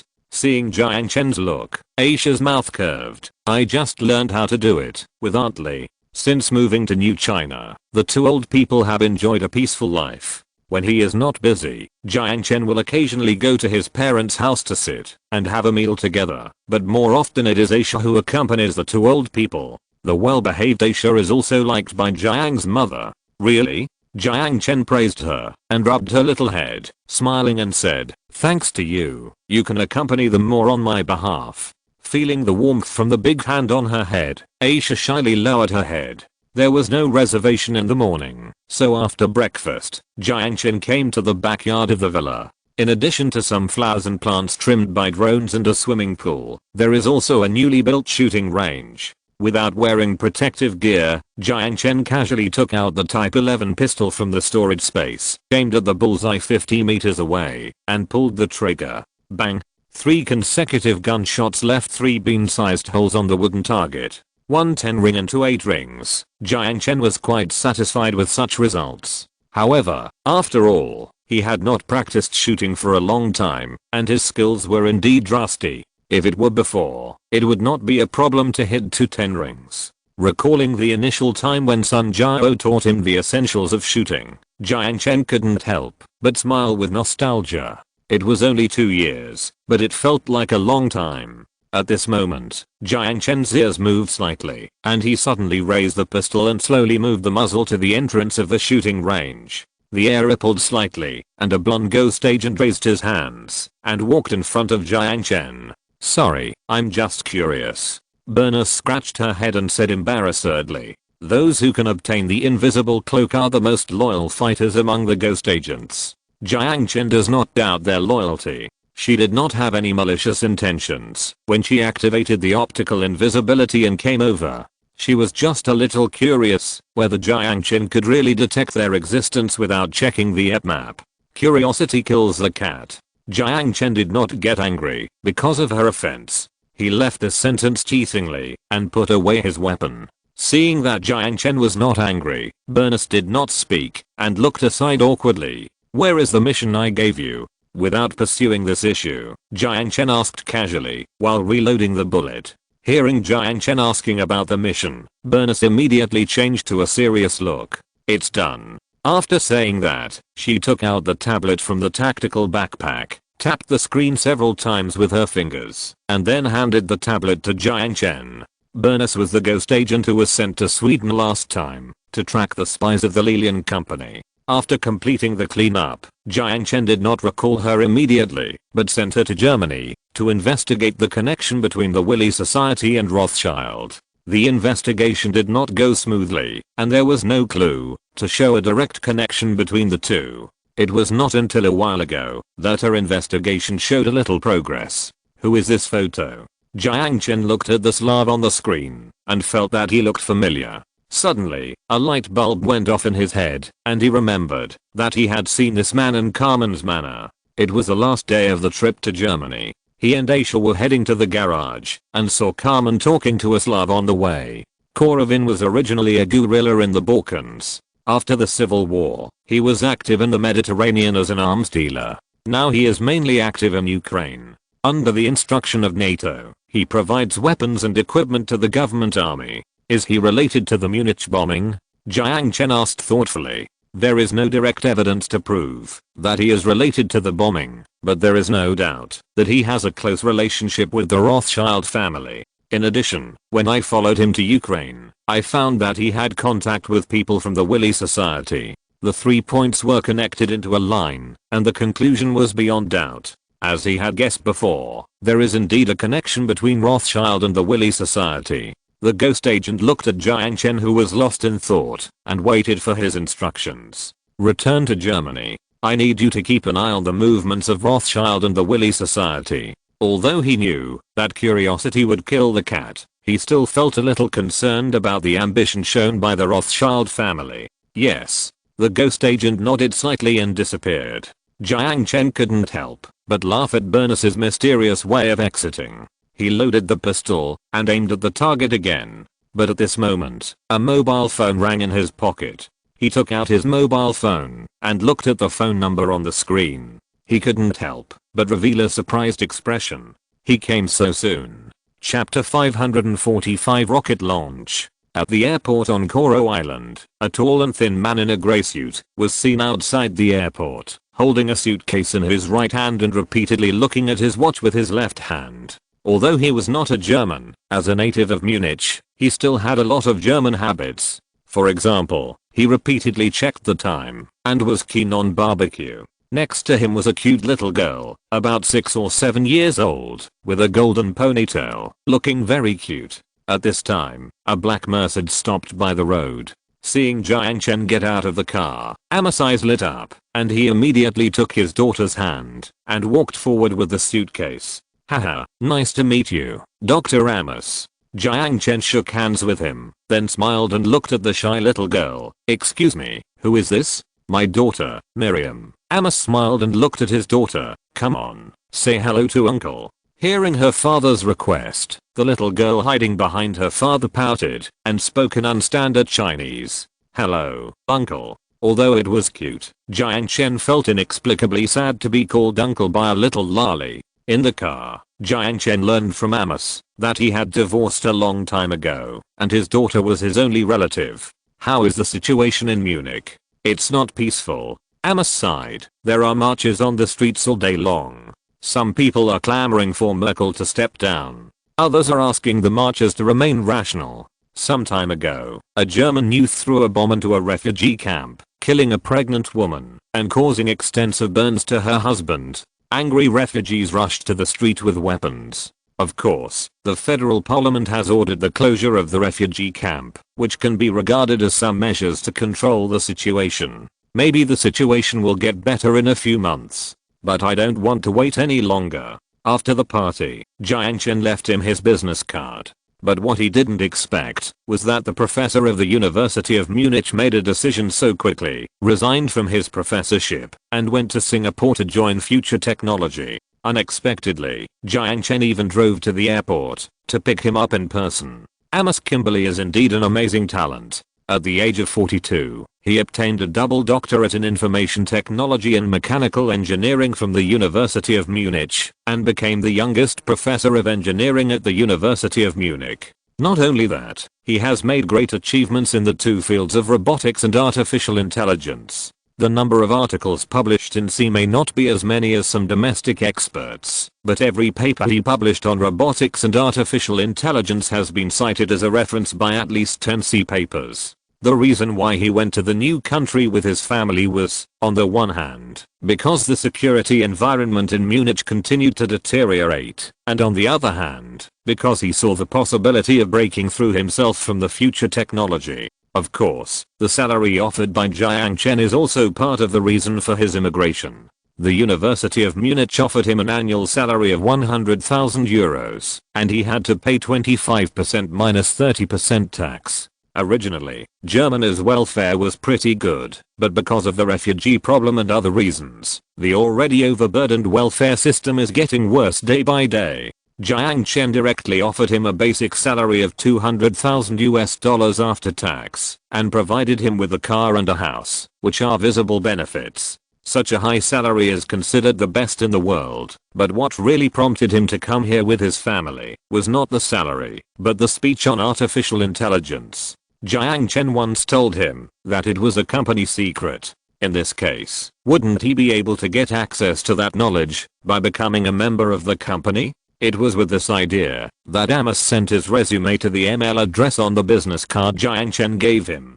Jiang Chen already had a plan for the arrangement of this German doctor. So far, what he brought from the end of the world to the present world were only products, not technologies. This is not a problem in the short term, but it will definitely not work in the long run. Just like he can't always deliver food to the end of the world must restore farming, and the present world must also establish a complete and independent scientific research system. Otherwise, when facing the colonial ships of the Harmonious Camp, he really can't think of any chance of winning. Now the future group has enough strength to ensure that these technologies will not be leaked. This is a necessary step, and it must be taken.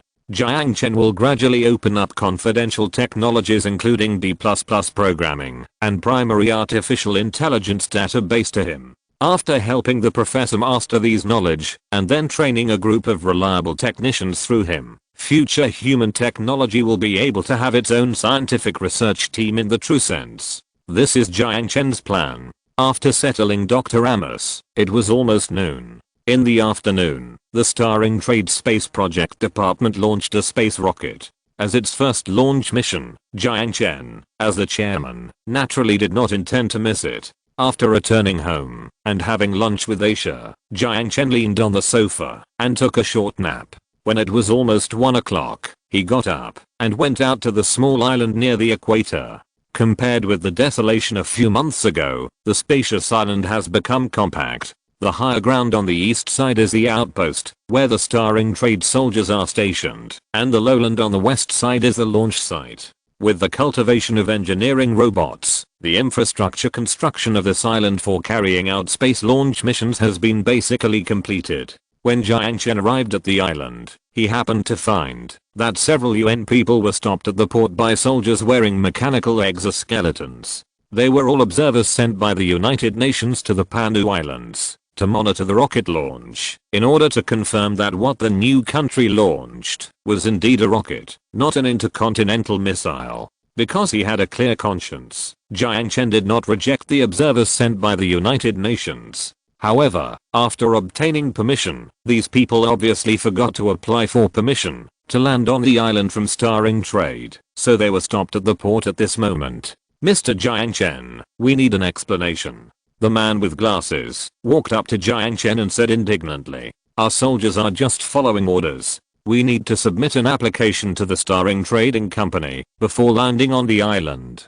I think the presidential office should have informed you of this issue," Jiang Chen explained, while gesturing to the soldier on duty. The soldier saluted Jiang Chen and stepped aside. Hearing Jiang Chen's words, Henry's expression was a little embarrassed. As Jiang Chen said, they did receive the notice at that time, but they did not take it seriously. After all, they got the permission from the presidential office, which meant that they had already got the permission from the new country. They obviously did not understand the national conditions of the new country. The person standing in front of them was the real ruler of this country. At this time, Kerwin walked out of the space center not far away and walked towards Jiang Chen. The technician and the boss were not shy when they met, and he directly pulled Jiang Chen's arm and urged him, "Hurry up, you are finally here. The preparations for the rocket launch are ready and can start at any time." Looking at the enthusiasm on Kerwin's face, Jiang Chen couldn't help but feel ashamed. As for the several UN observers from New York standing next to Jiang Chen, they looked uninterested. They were not worried at all that Singapore was capable of launching intercontinental missiles. They attended the launch ceremony as observers to appease the emotions of neighboring countries. After all, the Philippines has been shouting that Singapore's rocket launch was a conspiracy to test ballistic missiles. In their view, instead of worrying about whether it was a missile, they should worry about whether it could actually fly out. What if it ignites, but doesn't take off, or rushes sideways to the launch site? Thinking of this, Henry couldn't help but shrink his neck. Standing here, he really didn't feel safe at all. Thanks to all the book friends for their support. Haha, I finally returned to the 3rd place in the monthly ticket list. Doesn't it feel like I was appointed? In addition, please use 1.2W urging tickets carefully. Drama author, what if I advance the time of the outbreak? If something goes wrong with fishing, you will be responsible. There will be many outbreaks in the future. Please support with monthly tickets. Chapter 546 Wait, where is the 3rd stage rocket? Xinghuan number 1. These 4 red characters were engraved on the side wall of the rocket.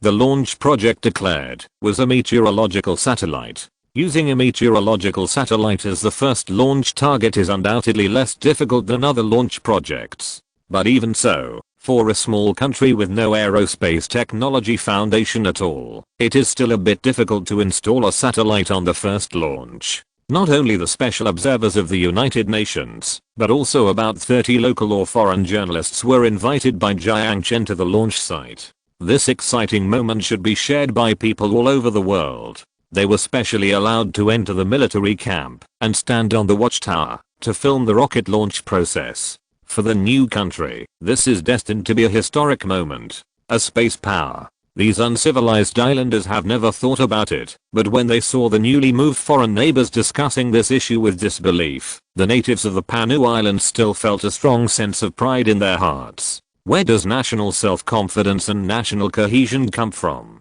It is to see that your own country has done things that others think you can't do at all, and has completed a great cause that others think you can't accomplish. Who would have thought that this small island country, which had just completed a regime change and had a total population of only tens of thousands, could become a country with the ability to launch satellites independently? It was simply a fantasy. However, this fantasy scene was destined to be recorded in history. A launch pad height of 30 meters? Are you kidding, Mr. Kerwin? Henry glanced at the rocket outside the window nervously, and then looked at Kerwin, who was doing the final inspection with the staff. The launch pad was 30 meters high. Henry estimated the height of the rocket, which was about 32 to 34 meters. Of course, Starring Trade would not give them the specific design drawings of the rocket, but with his experience in the aerospace field, he could still visually estimate the parameters of the rocket's shell.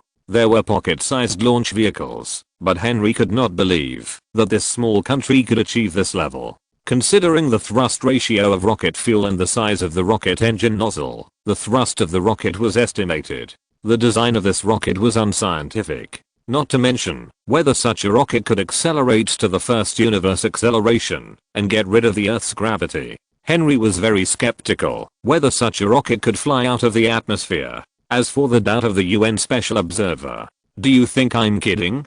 Kelvin raised his eyebrows and looked at the observer. One glance at the structure of this rocket, and I know that this thing can't fly into the sky. Henry sneered. That only shows your ignorance. You will never know that our rocket engine ahem. Hearing Jiang Chen's light cough, Kelvin immediately stopped talking. The confidentiality agreement of Starring Trade is no joke. He just realized that he almost leaked the secret. Jiang Chen then looked at Henry. Mr. Henry, I remember that your identity is the UN Special Observer, not the technical consultant invited by Starring Trade. If you are worried that the firecracker outside the window can't fly, you can go back to the ship first. I promise that no soldiers will stop you on the way back. Henry's face changed several times. Of course, he couldn't run back to the ship at this time, otherwise the media outside would definitely give him a close-up of his face and put it on the headlines tomorrow with the name of a coward. If the rocket launch failed, it would be fine. He could only foresee the end of the rocket. But if the launch succeeded, it would be a slap in the face. Since Jiang Chen dared to stand here, it meant that, even if the launch failed, the safety here was guaranteed. So Henry calmed down a little and stopped talking. If Jiang Chen knew what this guy was thinking, he would laugh out loud. Where are the safety measures? The reason why he dared to stand here was that he was not worried about the launch failure at all. But other people obviously didn't think so. Henry kept his mouth shut, but several other observers were whispering and exchanging opinions. I bet this thing can't fly to the exosphere. The first stage of the rocket is too short. Even with NASA's technology, it is impossible to achieve this level. I suspect they miscalculated a decimal point when designing it, and no one noticed it until the finished product was made. A slightly fat white man tilted his head and whispered to his colleague who was also an observer. Aha, except for the first half of the sentence, our opinions are basically the same. The white woman with a bob haircut said in a serious tone. The first half. Do you think they can fly out? The man slightly raised his voice in disbelief. At most, they can pass through the middle layer if there is no launch failure. The woman teased. Puff, glancing at the UN observers, Kerwin's eyes flashed with annoyance. Although this rocket was not designed by him, he also devoted countless efforts to mastering the technology. As a researcher pursuing the truth, he would not allow anyone to insult this landmark rocket launch technology in this way. Kerwin clenched his fists and was about to explode. But at this moment, Jiang Chen reached out and patted his shoulder. Prove it to them. Remember that you are a technician, not a boxer. Hearing Jiang Chen's words, Kerwin realized that he was almost impulsive. Seeing Jiang Chen nod to him, he took a deep breath, forced the displeasure in his heart to dispel, walked quickly to the launch pad, and turned on the intercom. Report the rocket situation. Received. Summarizing the information. The rocket inspection work has been completed. The launch operation can be carried out at any time. Command received. All personnel pay attention. Start the ignition countdown. After speaking into the intercom, Kerwin looked at Jiang Chen. Jiang Chen smiled and nodded, walked to the side of the launch position, opened the fiberglass cover, and stretched out his hand to place it on the launch button.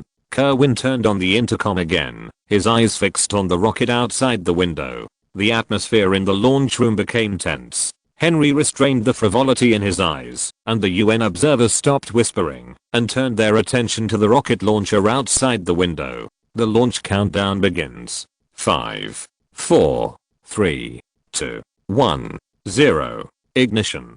The moment he heard the 0, Jiang Chen pressed the red launch button. The milky gray air wave instantly obscured the launch site outside the window, and at the same time a dazzling red light shot out from the smoke. The launch pad separated, and with the help of the thick flame, the rocket began to accelerate and shot straight into the sky. Jiang Chen withdrew his hand from pressing the launch button and leisurely stepped aside. Kerwin's palms were covered with sweat, and he stared at the parameters on the launch interface nervously. Henry glanced at Jiang Chen, who was calm and composed, and then stole a glance at the launch interface. When he saw the soaring height, speed, and acceleration, the contempt on his face gradually turned into solemnity. Altitude 48 kilometers, passing through the stratosphere. Altitude 81 kilometers, reaching the warm layer, starting to turn. 219 kilometers. Starring 1 successfully turned. The rocket is horizontal, and the first stage rocket begins to separate. Separation is successful. Reach the first cosmic speed. With the reports, Henry's expression became more and more shocked. The observers standing behind him had already written incredible things on their faces. Seeing their appearance, Kerwin's eyes flashed with pride, but he did not distract himself, and still focused on the launch mission. His eyes were tightly locked on the operation interface, guarding against possible accidents. Jiang Chen did not have any expression, because he knew that this rocket produced by the Fishbone Aerospace Science and Technology Research Institute had no possibility of accidents at all. Altitude 483 kilometers, successfully broke through the atmosphere. Altitude 1000 kilometers, the rocket continues to accelerate. Altitude 35,000 kilometers, the rocket is close to the synchronous orbit. The second stage rocket separates. On the screen, the second stage rocket connected to the camera slowly shut down and ejected from the rocket head. At the same time, the tail of the rocket head ignited, and with the help of the jet gas, it moved towards a farther orbit. At this moment, everyone's eyes were fixed on the slowly rising altitude value on the launch interface. When it was fixed at 35,785 kilometers, everyone held their breath. Stopped. There was no error at all. The carrier reached the synchronous orbit. We succeeded. With this exciting shout, all the staff in the launch room cheered and threw the work documents into the sky. Kerwin was so excited that he was like a child, waving his fists and hugging his colleagues. Henry looked at the launch interface with an expression as if he had seen a ghost and couldn't say a word. Affected by the atmosphere, Jiang Chen also smiled triumphantly and walked leisurely to the observers, who had been whispering and believed that the starring trade launch would never be successful. The fat white man opened his mouth, so wide in surprise that an egg could fit in it. Jiang Chen teased him and the white woman as he walked to their side. "I'm sorry that our rocket had a launch failure." The rocket not only passed through the atmosphere, but also reached the synchronous orbit. At this moment, Henry seemed to have come back to his senses and asked Jiang Chen in disbelief, This is impossible. Wait, where is the third stage rocket? Third stage rocket?" Jiang Chen laughed, as if he had heard something funny. As if he had laughed enough, he paused and said playfully in front of Henry, who had a stiff expression, "We don't need that thing. If you're listening to this novel on a channel other than Fanfic World, it means they downloaded and uploaded it without effort. We cordially invite you to visit our channel, Mundo Fanfic Novelos. There you'll find the original version of this story and you can explore many other novels of various genres. We're waiting for you to immerse yourself in a world of incredible novels." Chapter 547, What You Want. Chang'an X1 Meteorological Observation Satellite. As the name suggests, it will be used in meteorological observation, disaster warning and other fields. However, because the satellite uses large area array detectors, large-scale reflecting telescope systems, adaptive optical imaging technology, real-time image transmission and other technologies, the 2-meter diameter camera placed near the ground of the satellite can achieve an observation resolution of up to 0.1 meters. Military remote sensing satellites and civilian remote sensing satellites are no different in principle. The main difference lies in the spectrum used by the satellite and the difference in ground resolution requirements. Military remote sensing satellites mainly image invisible light or near-infrared spectrum, with a resolution better than 1 meter. The Chang'an X1 meteorological observation satellite has undoubtedly reached the level of a military satellite. Logically, the United Nations observers would ask to check whether the satellite is consistent with the declared project, but because these people do not believe that Singapore can successfully launch it, they did not mention the inspection. Of course, even if they put it forward, Jiang Chen can refuse it. But in this way, the Philippines will definitely take the opportunity to hype it up, such as the military satellite launched by Singapore for secrets that cannot be revealed. Looking at the smoke column gradually dissipating in the sky, Henry's Adam's apple slid up and down for a long time before closing his mouth. Is it really successful? He naturally heard the cheers just now, but he was unwilling to accept this unbelievable fact. No need for a 3-stage rocket? Use a 2-stage rocket to send the satellite into orbit directly? Technically, this is not impossible, but have they considered the cost? The extra weight requires more fuel. Wait, the volume of their rocket is not very large, with a total length of about 33 meters. It's incredible. However, no one paid attention to him at this time. Jiang Chen went outside the launch center to accept media interviews, while Kerwin directed the staff sitting in front of the computer to open the solar panels, check the working status of the satellite, collect first-hand meteorological data, etc. In the future, the weather forecast of New Zealand can be completed by New Zealand's own meteorological satellite. Thank you to the Australian S&S company for providing weather forecasts all the time. Thank you. The lights flickered, and Jiang Chen was almost accustomed to the feeling of being pointed at by the camera. Mr. Jiang Chen, what prompted you to invest in the aerospace field? Interest and prospects. Jiang Chen stretched out a finger, pointed to the place where the rocket just flew over, and smiled in front of the camera. The future of mankind is there. If an ordinary person said this, he would definitely be laughed at for showing off. But because this sentence came from the mouth of a certain technology tycoon, it has the honor of becoming a famous saying and being remembered. While accepting such an interview, Jiang Chen couldn't help but think in his mind, if one day, starring trade really completed the blueprint in his mind, and the human activity space, after moving from land to sky, moved again to synchronous orbit, the moon, or even Mars, and outside the solar system, would anyone remember this moment as the starting point of everything? will his gesture of pointing to the sky and saying the future of mankind is be cast into a bronze statue and displayed in the Museum of Earth Civilization? After the interview, Jiang Chen sent off the UN observers from New York and did not leave the island immediately, but found Kerwin, who had just completed the launch mission. In just a short while, these technicians had opened the prepared champagne and started a party in the cafeteria of the Aerospace Science and Technology Center. The bubbles of champagne were everywhere. Although it was not a holiday, it was more festive than a holiday. Seeing Jiang Chen, Kerwin's eyes lit up, and he immediately picked up 2 bottles of champagne to greet him.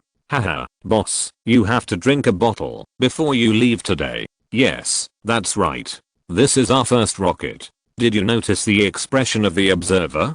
Haha, it's like he ate a fly. It's really refreshing. Hahaha.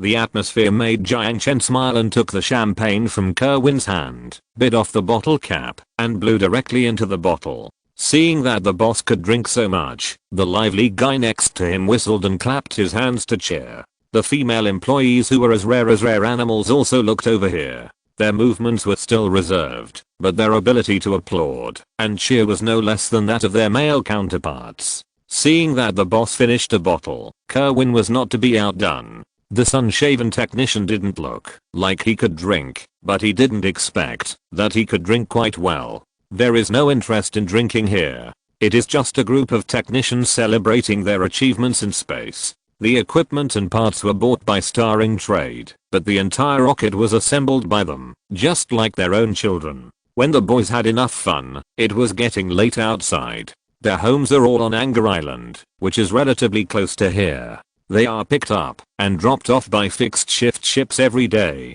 Only a few people choose to live in the staff dormitory on the island. For example, Kerwin, who wanted to sleep in the laboratory, and employees who applied for overtime. After cleaning up the messy cafeteria, the celebration party was over. Watching those young men get on the boat, Jiang Chen found Kerwin, who was about to return to the dormitory. Today's launch was great. Thank you for the compliment. Kerwin smiled and sighed. Having said that, the design of that rocket seems to have nothing to do with us from beginning to end.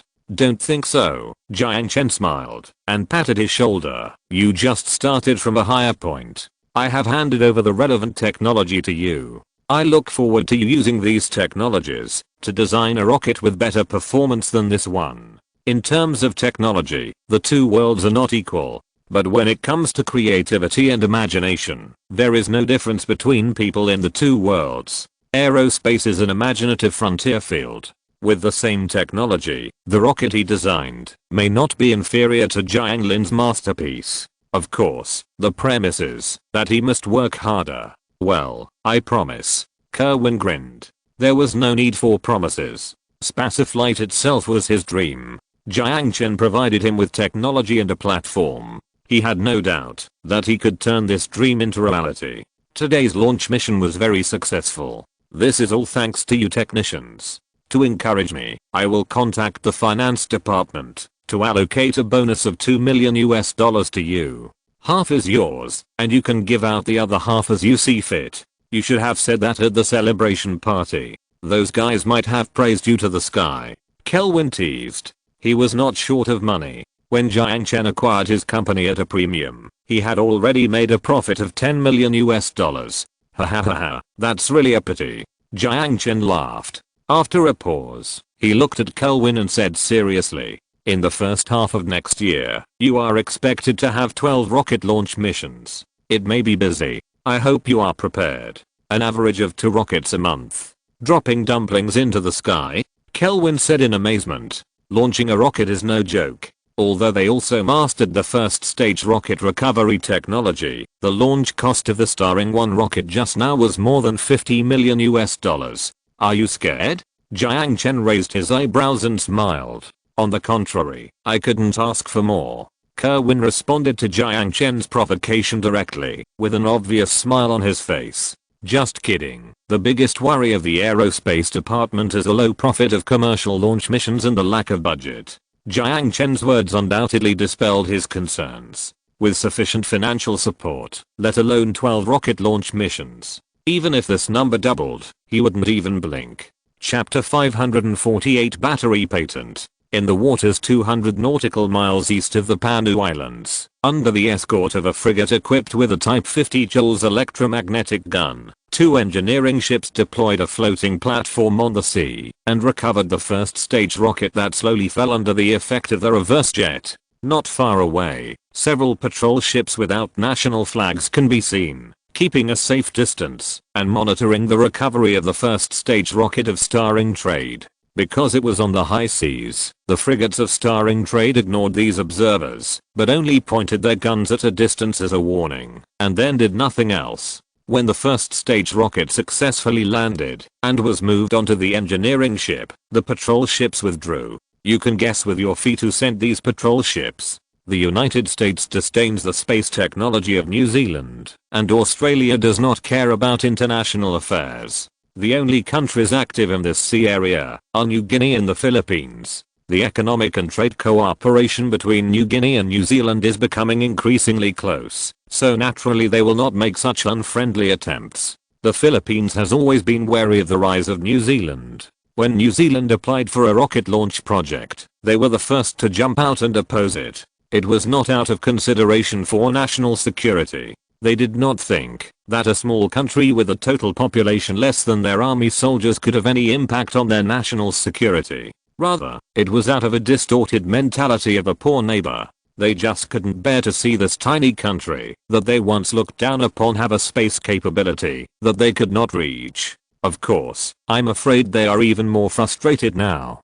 Because Jiang Chen not only has the ability to launch satellites independently, but also has the cutting-edge technology of first-stage rocket recovery. The launch of the new country's rocket has undoubtedly dealt a heavy blow to their national confidence. But what Jiang Chen couldn't understand was that the Philippines was already in a difficult situation, so why was it still looking for trouble? Future Human Biological's nutritional mixture was widely praised in the international market. In order to cater to the diversified market, General Manager Tao Ming combined the formula provided by Jiang Chen and launched nutritional mixture models such as A, B, C, and D while improving the utilization rate of raw materials and output. It also opened up the low-end market. Now the monthly shipments of the nutritional mixture production plant have reached 4 million boxes. After deducting the production cost, the average profit of one box is $371 and the total profit after tax is as high as $1 billion. The profitability is close to that of future human technology, which is completely beyond Jiang Chen's expectations.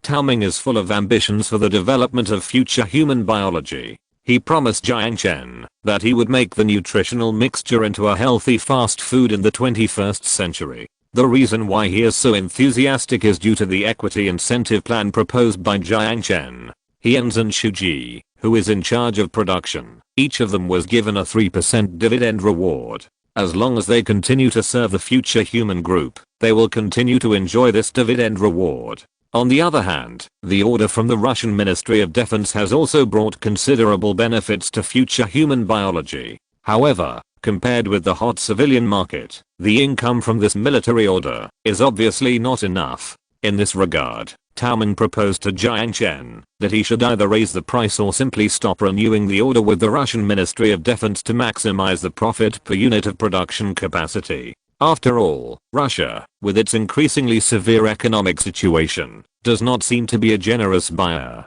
However, Jiang Chen did not nod his head to his proposal. After all, standing in the position of chairman of the future human group, he needs to consider more than just the interests of a department. Although Russia is not a generous buyer, it is an ally that can cooperate. Although Tao Ming did not quite understand this, he still obeyed the chairman's decision. However, he seemed to have some strange misunderstanding of Jiang Chen's motivation for insisting. He euphemistically expressed a meaning "don't fall for the other party's honey trap." However, Jiang Chen was confused and didn't understand what he was saying implicitly. Until Jiang Chen left the company that day, when he passed by the lounge, he accidentally caught a glimpse of a magazine open on the table. Because the person in the picture looked familiar, he flipped through it casually. It didn't matter if he took a look. After reading it, his expression suddenly became wonderful. The magazine is a fashion magazine for women, mainly reporting celebrity gossip or beauty and makeup experience. There is nothing wrong with the content itself, but the picture on the open page turned out to be a photo of him sending drunk Natasha home that night. The article itself did not make too many derivative reports on the ambiguity between the chairman of Future Group and the Russian diplomat. Instead, it took advantage of this topic to comment on Natasha's temperament and dressing skills, and shamelessly taught the secret of attracting successful men. In short, Jiang Chen was really embarrassed after closing the magazine. No wonder Tao Ming was hesitant to speak just now. It turned out that there was this misunderstanding. The Russian diplomat was the boss's lover. As a manager, he really couldn't say anything about the company and Russian business. But out of consideration that he couldn't let this pillow wind blow randomly, so he said it so obscurely. Jiang Chen flipped through the cover of the magazine. Judging from the edition number of this magazine, it should have been published a month ago, and published by a small local media in Koro Island. Seeing this, the corners of his mouth couldn't help but curl up a playful smile. Someone actually dared to report his scandal. Is the boss of this magazine tired of living? But he just thought about it for a while, and then closed the magazine, and put it back in the magazine rack beside him. Some things are not a big deal if they are put out, but they are covered up and not allowed to be talked about, which makes people wonder if there is some dirty pie deal behind it. Singapore does not have news control, so there is no need to embarrass these media because of such a small matter. However, this incident did remind Jiang Chen that he must do a good job in public opinion. How to do it specifically, of course, is not through legislation. After all, he has so much money, he can definitely control it. On the other hand, Future Man Heavy Industry was officially established and registered in Singapore as a subsidiary of Future Man Group. The current business is only pure electric vehicle batteries, and the technicians are poached from the 3 European car companies acquired by Jiang Chen. Mechanical equipment like batteries is not easy to use confidentiality technology similar to the Phantom helmet, so Jiang Chen does not plan to use things like nuclear fusion batteries that are too advanced, but chooses solid-state lithium-air batteries whose technology span is not too advanced. In the international scientific community, research on lithium-air batteries has reached a point where it is just a matter of time before it can be commercialized. The main obstacle to its commercialization is how to ensure that it can maintain its original power level after multiple charges and discharges. Currently, Cambridge University is at the forefront of the world. The laboratory model of lithium-air batteries it has established can be charged and discharged more than 2,000 times, and the energy efficiency is theoretically more than 90%. Optimistically, mass production and promotion of lithium-air batteries will be achieved in 2020. After downloading the obsolete solid-state lithium-air battery technology from the City Library in the end of the world, Jiang Chen then instructed the researchers in shelter number 27 to produce a sample using 3D printing technology, and compiled the relevant technical information into a book, and stuffed it into a technician in the Future Heavy Industry Automobile Battery Project Department, including technologies such as electrode materials, membrane components, new electrolytes and high-performance additives. All international patent applications have been submitted through the PCT route, and a total of 147 patents have been applied for in many countries around the world, striving to form an absolute patent monopoly and completely block the way for others to take this path. It would be useless if these technologies were not applied for. In about 4 years, others would apply for them anyway. As for the production process of some materials, Jiang Chen was not in a hurry to register patents, because he had no intention of building a factory far away. The industrial base of New Zealand, Anger Island, would be a good choice, and the neighboring country New Guinea was also a good choice. Chapter 549 Phantom Helmet is on the shelves. The news that Singapore successfully launched a weather satellite caused a small stir in the international news community, but soon calmed down.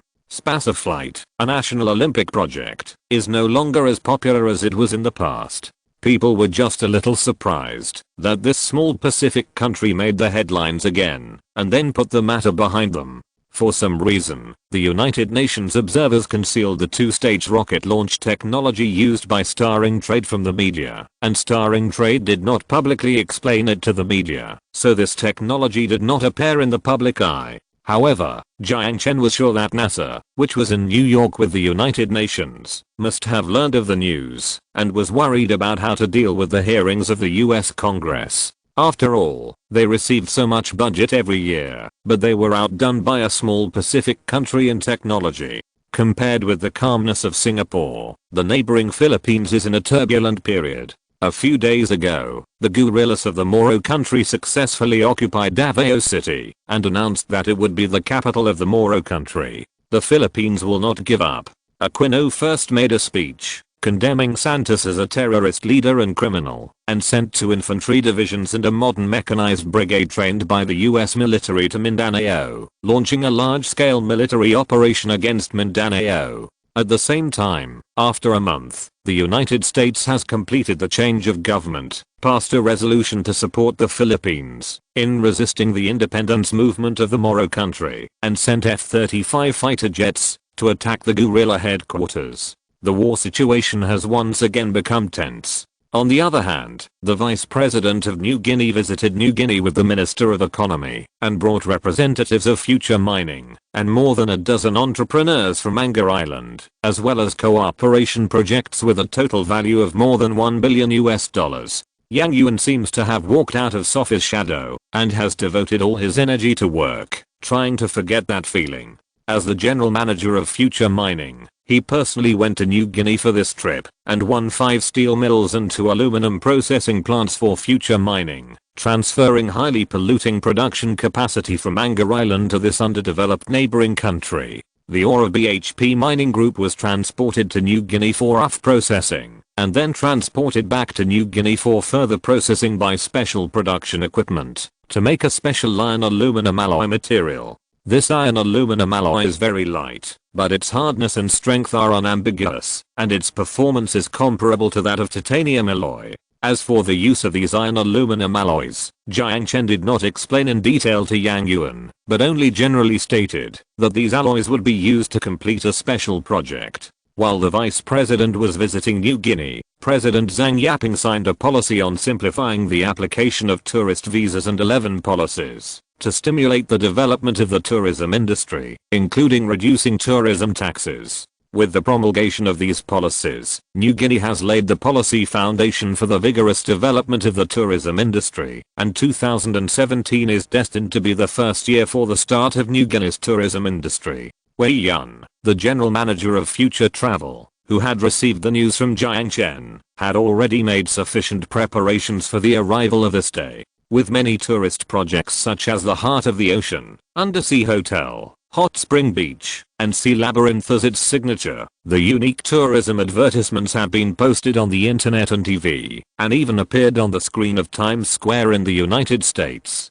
The newly built runway of Coral Island Airport has been opened, which is enough to meet the takeoff and landing of 1,700 aircraft per day, and direct flights to international cities such as Shanghai, Guangzhou, Zhangjiang, New York, Los Angeles, and Paris have been added to avoid the trouble of many passengers having to transfer in Australia. On the first day of the flight opening, the number of visitors to Singapore with tourist visas surged from 1,347 to 2,397, and is climbing at a terrifying rate. According to the forecast of the Singapore Tourism Bureau, the number of tourists to Singapore in the first quarter of 2017 is expected to exceed 100,000 and reach 500,000 in the second quarter. Influenced by the published data, the 3 major international credit rating agencies have raised Singapore's investment rating, which has also led to a large influx of international capital. President Zhang Yaping was so happy about this that he couldn't stop smiling.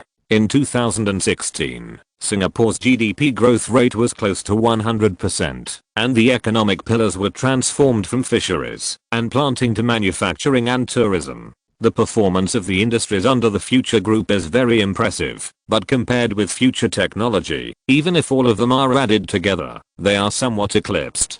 The first batch of 30 million Phantom helmets put on the market were sold out within one day of being put on the shelves, and were sold at nearly 3 times the high price on the black market. For this reason, Future Technology had to issue an announcement on its official website and adopt a sales restriction strategy. Each Future account can only purchase a maximum of 2 Phantom helmets, and this situation has been alleviated. However, even so, the Phantom helmets that were later put into the global market were sold out within the first day of sale. Many netizens who did not know the truth even began to accuse Future Technology of being inflated because they could not buy the goods, and began to use hunger marketing to bully consumers who have always supported it. But Future Technology also has their own difficulties. After all, tens of millions of helmets are spread out on the global market, and there are only 4 or 5 million pieces in each country. It will take some time to fill the empty market by one's own strength. But then again, no matter how these people curse, when the new helmets arrive, they will still stare at the snap up button and place an order. And the products of Futureman Technology did not disappoint their expectations. After all, 80 million helmets were sold, after deducting a series of expenses such as shipping, production costs and taxes. The average profit of each helmet was $791 and the total profit reached a terrifying $64.07 billion. The terrifying profitability scared the entire Wall Street. After all, in the field of virtual auditions, Futureman Technology, which has formed an absolute technological advantage, can no longer find a competitor that can compete with it. No matter how the patent offices of various countries promote the benefits of applying for patents, Futureman Technology is indifferent. With absolute technological advantages, Futureman Technology does not need to exchange protection for disclosure. As soon as a $64.07 billion was in hand, the first thing Jiang Chen did was to repay the loan from Rothschild Bank with interest. After the loan was recovered, the president of Rothschild Bank told Jiang Chen that if he encountered difficulties in capital turnover again, he should be sure to contact them. Jiang Chen just smiled and did not make any reply. At present, the profit of Futureman Technology alone is enough to meet the needs of Futureman Group's business expansion, and he no longer needs loans. With the official release of the Phantom helmet, the official websites of Futureman Technology and God Level Continent also published the official launch date of the first immersive virtual online game, and offline the arena mode launched in the second test, and open game character registration. Although the virtual reality helmet that was initially launched only had the gray cube room and simple web browsing functions. However, even so, many people were happy to wear the helmet on their heads all night. Many internet companies almost bombarded Futureman Technology with calls, hoping to solve the compatibility issues of their software on the Phantom helmet. This includes Penguin, who is eager to expand their social platform on the Phantom helmet. In response, Futureman Technology also gave a very official answer. Due to technical reasons, the system of the Phantom helmet can only load the God Level Continent and the built-in web browser. With the improvement of technology, compatibility issues will be gradually resolved. After all, before officially starting the cooperation, Futureman Technology still needs to consider which things can be cooperated and which things have to be grasped in their own hands. Just when the whole world was crazy about this immersive virtual reality technology, Jiang Chen boarded the special plane to Shangjing City with a visiting delegation of New Zealand, and began his visit to China. Chapter 552 Many Choices. If there is anyone who is full of hostility towards the product launch of Futureman Technology, it is probably Penguin. After all, they just acquired Wanghai Lexiang Technology Company some time ago, but now the Phantom launched by Futureman Technology has turned their Deepoon virtual reality equipment into scrap metal. The original plan to bundle Penguin social software with Deepoon to realize the concept of virtual reality plus Big Penguin strategy also died in the copywriting. Except for sentiment, no one will choose the outdated sub game console after owning a smartphone. And the embarrassment they are facing at this moment is the same reason. If this Deepoon, which has never been put on the shelf, has any sentiment for users, what a bunch of rubbish. Staring at the documents on the table, Ma Huateng held back for a long time and still cursed out this long brewing swear word. Vision of virtual reality network. Utopia of virtual world. Futureman technology shows weakness to attract partners, or because of technical deficiencies? Sign of cooperation. Will the domestic VR industry usher in a blowout period? Related industries may usher in hundreds of billions of market orders. Recommend the following stocks. Regardless of the positive or negative reports made from which angle, the media has tacitly acknowledged the dominance of Futureman technology in the VR field. The prosperity of Futureman technology made Penguin Group feel deeply daunted, especially when he realized that the other party's technology could not be borrowed. Mr. Ma deeply felt the sense of powerlessness. The ability that one side is best at is of no use in front of the other party. Even he, a layman, can clearly perceive one thing, that is, no matter how much the technicians of Lexian technology are squeezed, it is impossible to cross the technological gap in a short time. Facing the boss's reprimand, the secretary standing next to him pretended not to hear it, staring straight at the vase on the windowsill of the office to pass the time, and praying that the boss would not vent his anger on him. After taking several deep breaths, Ma Huateng reached out and took a sip of the teacup. The sweet and bitter tea made him calm down a little, not because of how expensive the tea was, but because of its identity. This pack of tea was a special gift for the Congress. It was a gift from a certain big shot after the meeting. Thinking of this, a smile appeared on his lips, and his brows relaxed a lot. At least in terms of policy, Penguin will not lose. Seeing that the boss's mood had eased, the secretary standing next to him breathed a sigh of relief, and reported the important matter. Boss, the new country delegation will arrive in Shangjing at 10 o'clock tomorrow morning. Jiang Chen will accompany the delegation at that time. I know that. What's the news from there? The news from Shangjing City is that they hope we can have more contact with the future group. More contact? Ma Huateng frowned slightly. The ambiguous attitude of the people above made him a little confused. What kind of contact is it? What results do the people above hope to see? Aren't they tempted by this epoch-making technology? Seeing that the boss was silent, the secretary asked tentatively, "Boss, do you need me to book a plane ticket?" "Of course." Ma Huateng said in a deep voice, "Our main business area is still software. It is a misunderstanding to move towards hardware. In any case, questions must seize the initiative in the Phantom Helmet. It should not be too late to cooperate now. Moreover, since it was the people above who proposed the meeting, they should be responsible for taking the lead in promoting cooperation. Because of the special nature of New China, China should try its best to win this ally. The same is true in reverse. New China should also promote cooperation between future technology and Chinese companies." However, his secretary did not think so far. Will future technology let go of the social platform? They showed their ambition to grab the chat software market share in future 1.0. If they build chat software into the Phantom Helmet and then block us from the perspective of compatibility, it will be difficult for us to compete with them. In 2007, the Vista system launched by Microsoft did not support questions for a period of time, which really scared Penguin Company. Fortunately, this problem was solved in subsequent updates, and the popularity of the Vista system in China is not as good as XP and the subsequent Windows 7.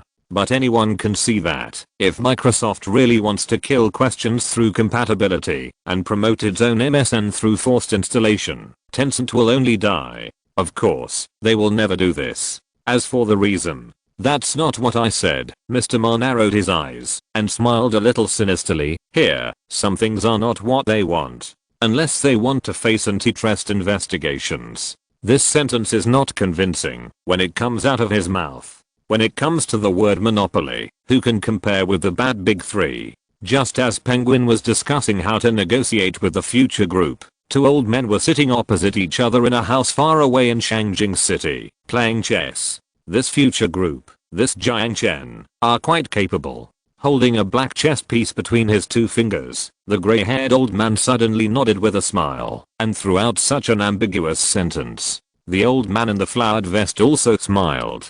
To be able to get such an evaluation from old Liu, it seems that this boy is indeed extraordinary. Ah, you can't say that. Wasn't it your Zhao family who first bet on him? The word bet is too risque. It's just that the boy in my family happens to have some fate with him. Although he said it so modestly, Zhao Ente's face was still flushed. It turned out that the boy who had been hanging around in Wanghei City and refused to go back brought such a potential ally to the family as soon as he came back. Speaking of which, Jiang Chen chose to cooperate with their Zhao family thanks to the Wang family's matchmaking. This Dehei is still too impatient. The chess piece has been hanging for a long time, and Liu Guoxiang sighed and shook his head. The Dehei he mentioned is naturally Wang Dehei from Wanghei City. Hearing his old friend's evaluation, Zhao was immediately happy, but this time he did not show it on his face, but asked in a very obscure way,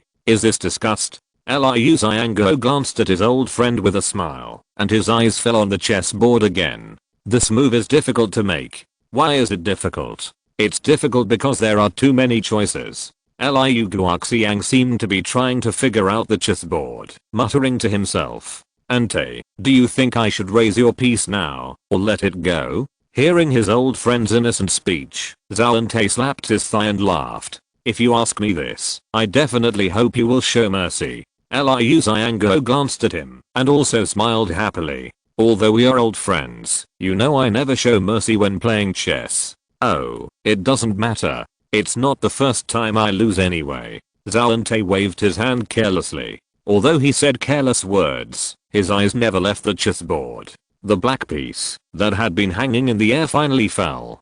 Zhao, who had been staring at the chessboard, shrank his pupils slightly, and then he smiled happily. From the beginning, this old friend had been playing a game of charades with him, and it was not until this piece fell that he could see some clues. End of this chapter. Thank you very much for reaching the end. Don't forget to like. Looking for more exclusive content and immediate access? Subscribe to our Patreon. Remember, every like, subscription, or donation encourages us to continue. Thanks to everyone. See you in the next video.